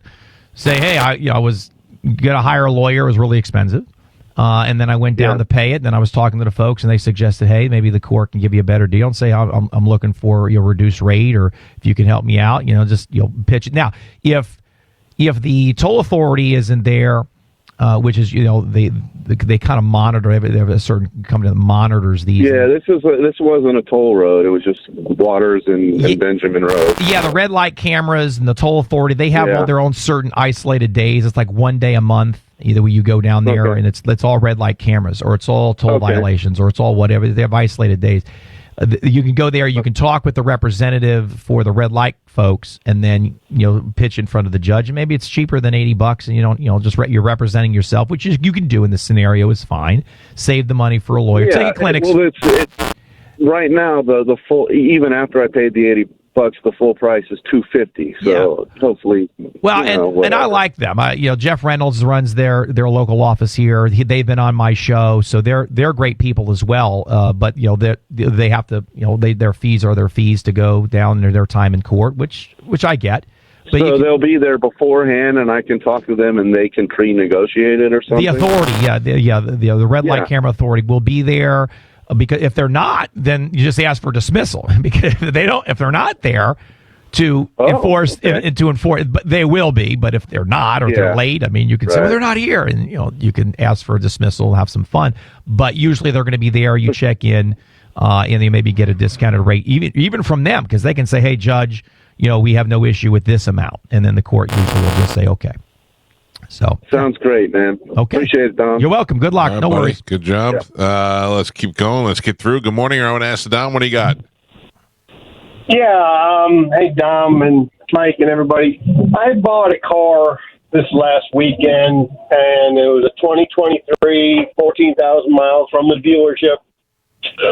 They had it as a loaner, and the Carfax shows no accidents or anything. Well, last night I came out, and I can tell that the fender's been worked on. There's a little bit of bubbles in the paint and stuff. And I called the dealership, and we don't know nothing about it. The Carfax shows. Do I have any recourse? Well, it was as is, or is there a warranty on it? No, it did say as is. All right. Well, there we go. So what happens is before you buy a car, nobody's forcing you to buy the car within minutes. You have to do your due diligence and have that vehicle inspected. That's a great quote. Nobody's forcing you to buy a car within minutes. Because a lot of people feel rushed. Or they get excited, Mike. They want to buy it. And I get it. It's it's an exciting time. It's something new. But you're not obligated to do that. When I purchase vehicles, I can have those things checked out. I have a mechanic. If it's an older car, this obviously was a 23 and it had some miles on it, so it's relatively new, but still a loaner nonetheless. But if it's an as is, it's kind of a buyer beware. Take your time, vet through it, because do you have a legal argument? It's extremely weak and quite diminished. So I would say that probably may not be worth the time, energy, and effort, quite frankly. Yeah. I just was excited about getting a 2023, and it was a nice car, and it was only 14,000 miles on it. I think I'm getting basically a brand new car, and now in the back of my mind, something's gone, something's wrong with it. Well, and the Carfax doesn't say anything, or you didn't check that at the time of the sale? No, they gave me a Carfax saying it was not in any accidents, and I had to sign one saying that my car was not in any accident. Did you talk to the Carfax folks and confirm that the vehicle was actually an accident, or this is only your estimation by looking at the paint job? Well, that's just my estimate. Nothing from the Carfax people. So we don't know. This is just what you think and what you're feeling. We don't have any. The dealer told me. This is the dealer told you what? The dealer told him it was never an accident. No accidents. Nothing was done to the car. But I'm asking you. I had the car the whole time. Definitively, how do you know that car was in an accident other than you thinking it was? Because I've worked on cars for 38 years, and I can tell the fender, there's like minor scratches that you can see that was painted over, and there's bubbles in the paint. So where was this assessment when you looked at the car before you bought it? Well, you really couldn't. You have to look real close at it. I just figured it's a 2023 with 14,000 miles and never left the dealership except as a loaner. So I figured, okay, that's all on and up and down. I'm with you. You're a listener to the show, and I love you. But if you're on the stand and I'm cross-examining, you have 38 experience before you bought the car, sir? Yes. You had 38 years experience after you bought the car? Yes. So there should have been any difference. You just didn't look at it. You went too fast. Yeah, I guess it's my fault. Don't do it next time, but enjoy the car in the meantime, okay? All right, thank you. Sorry, bud. All right, last call. Good morning, I want to ask Dom, what do you got? Hello, Dom. Hey. I'm a disabled veteran. I'm 100% service connected. Well, thank you for your service. Yes, of course. I am going through a breakup, and the first is coming up, obviously, like in 2 days. And I was dumb enough, like last month, to change my direct deposit to go into her bank. Ooh, why? Because I was having problems with my bank. Well, I mean, when you're in a relationship, sometimes people can be manipulate you and, tell that they're helping you, save your money or this or that. Gotcha. So I thought I was doing the right thing, making her happy and things like that. Do I have any action that I can take to get a hold of this money that is going to be deposited, because it's obviously in my name? Well, is this going into a joint account or just into her account? No, it's a Suncoast credit union account. Has it gone in yet? No, it's pending. Reverse the transfer. But, it's just pending on the bank. You only have until the 21st to change your direct deposit through the VA. So that's like the cutoff date. I see what's happening. This is the government. This is your disability money that's going to go. So it's going to go to this account every month until you tell them otherwise. It's the Department of Treasury that I get paid from. Yeah, I understand. Yeah, and then now you're no longer in a relationship with this young lady? I am, but I don't want to be. It's coming. It's ripping out. Yeah, I mean, it has been coming. I mean, she's a hoarder. All right. She's got a bunch of issues, so. Well, you're biting my tongue. Your problem is a logistics paperwork issue that you have to just go back through the process and then undo it, but you're going to have to give them another bank somewhere to send it to. Yeah, that's no problem. I have another bank account. Yeah. That's not the problem. It's getting this money back that's going to be deposited into, it's almost $4,000. But you understand, I don't know if you're going to be able to get this deposit avoided because it's going to be a logistical nightmare to do so with the Treasury Department. But once it goes in, you believe she's not going to give you the $4,000? No, because I pay for everything. She doesn't work or anything. I have a second job. Well, then there's no issue. I mean, let it go in there. She doesn't know you're calling now or who you are. We haven't given names out. No. Right? So let it go in there. Right? She's going to give you the money to pay all the bills. You guys will be together for another 30 days. And in the meantime, you'll transfer it to a different account through the Department of Treasury. I don't think there's not an issue until there's an issue. And an issue hasn't happened yet. Okay. Well, I know the money is going to be spent like in the next, 7 days just because of rent's like $1,800. Yeah, but I hear you. But there's not a problem unless she absconds with that money. Then you have a small claim suit against her, which you can then just track through the bank records. Okay. That's your protection there, but that hasn't happened yet. This is an anticipatory issue that hasn't occurred. Okay, then because I left before, then she applied for credit cards in my name, and that's illegal, right? Obviously. Yeah, that's problematic. Yeah. So while we're still with this woman and you're sending money to her, I mean, I feel bad. When someone, you just feel bad. I've known her my whole life, and I tried a relationship. Well, you know what? You seem like a nice guy. You served our country. Unfortunately, this lady's taking advantage of you, and I'm here to tell you to stop letting her do that. Try to separate yourself from her and protect yourself like you protected our country. And if you need any further assistance or if it gets nasty, email me. I got a slew of lawyers that'd be more than happy to help and protect you. If you need legal, if it gets litigious, we're here for you. Okay. All right. Well, I might just bite my tongue for another 2 weeks, but nothing's happened until it happens. Play it cool. Yeah. That's what I'm saying. Wash the dishes, right? Make the bed, and then transfer the funds next month. There you go. Okay. All right. Thank you, guys. Good luck to you, Dom. Thank you for helping out. What do you got on the show tomorrow? I was holding for the Lightning. If the Lightning were going to win last night, we might have been pivoted tomorrow. So I'm just going to cruise in. I've actually got. I'm up your way tomorrow. I'm with Booze over in Ed Radis for soccer tryouts for his soccer club, Tampa United. So I'll be up that way.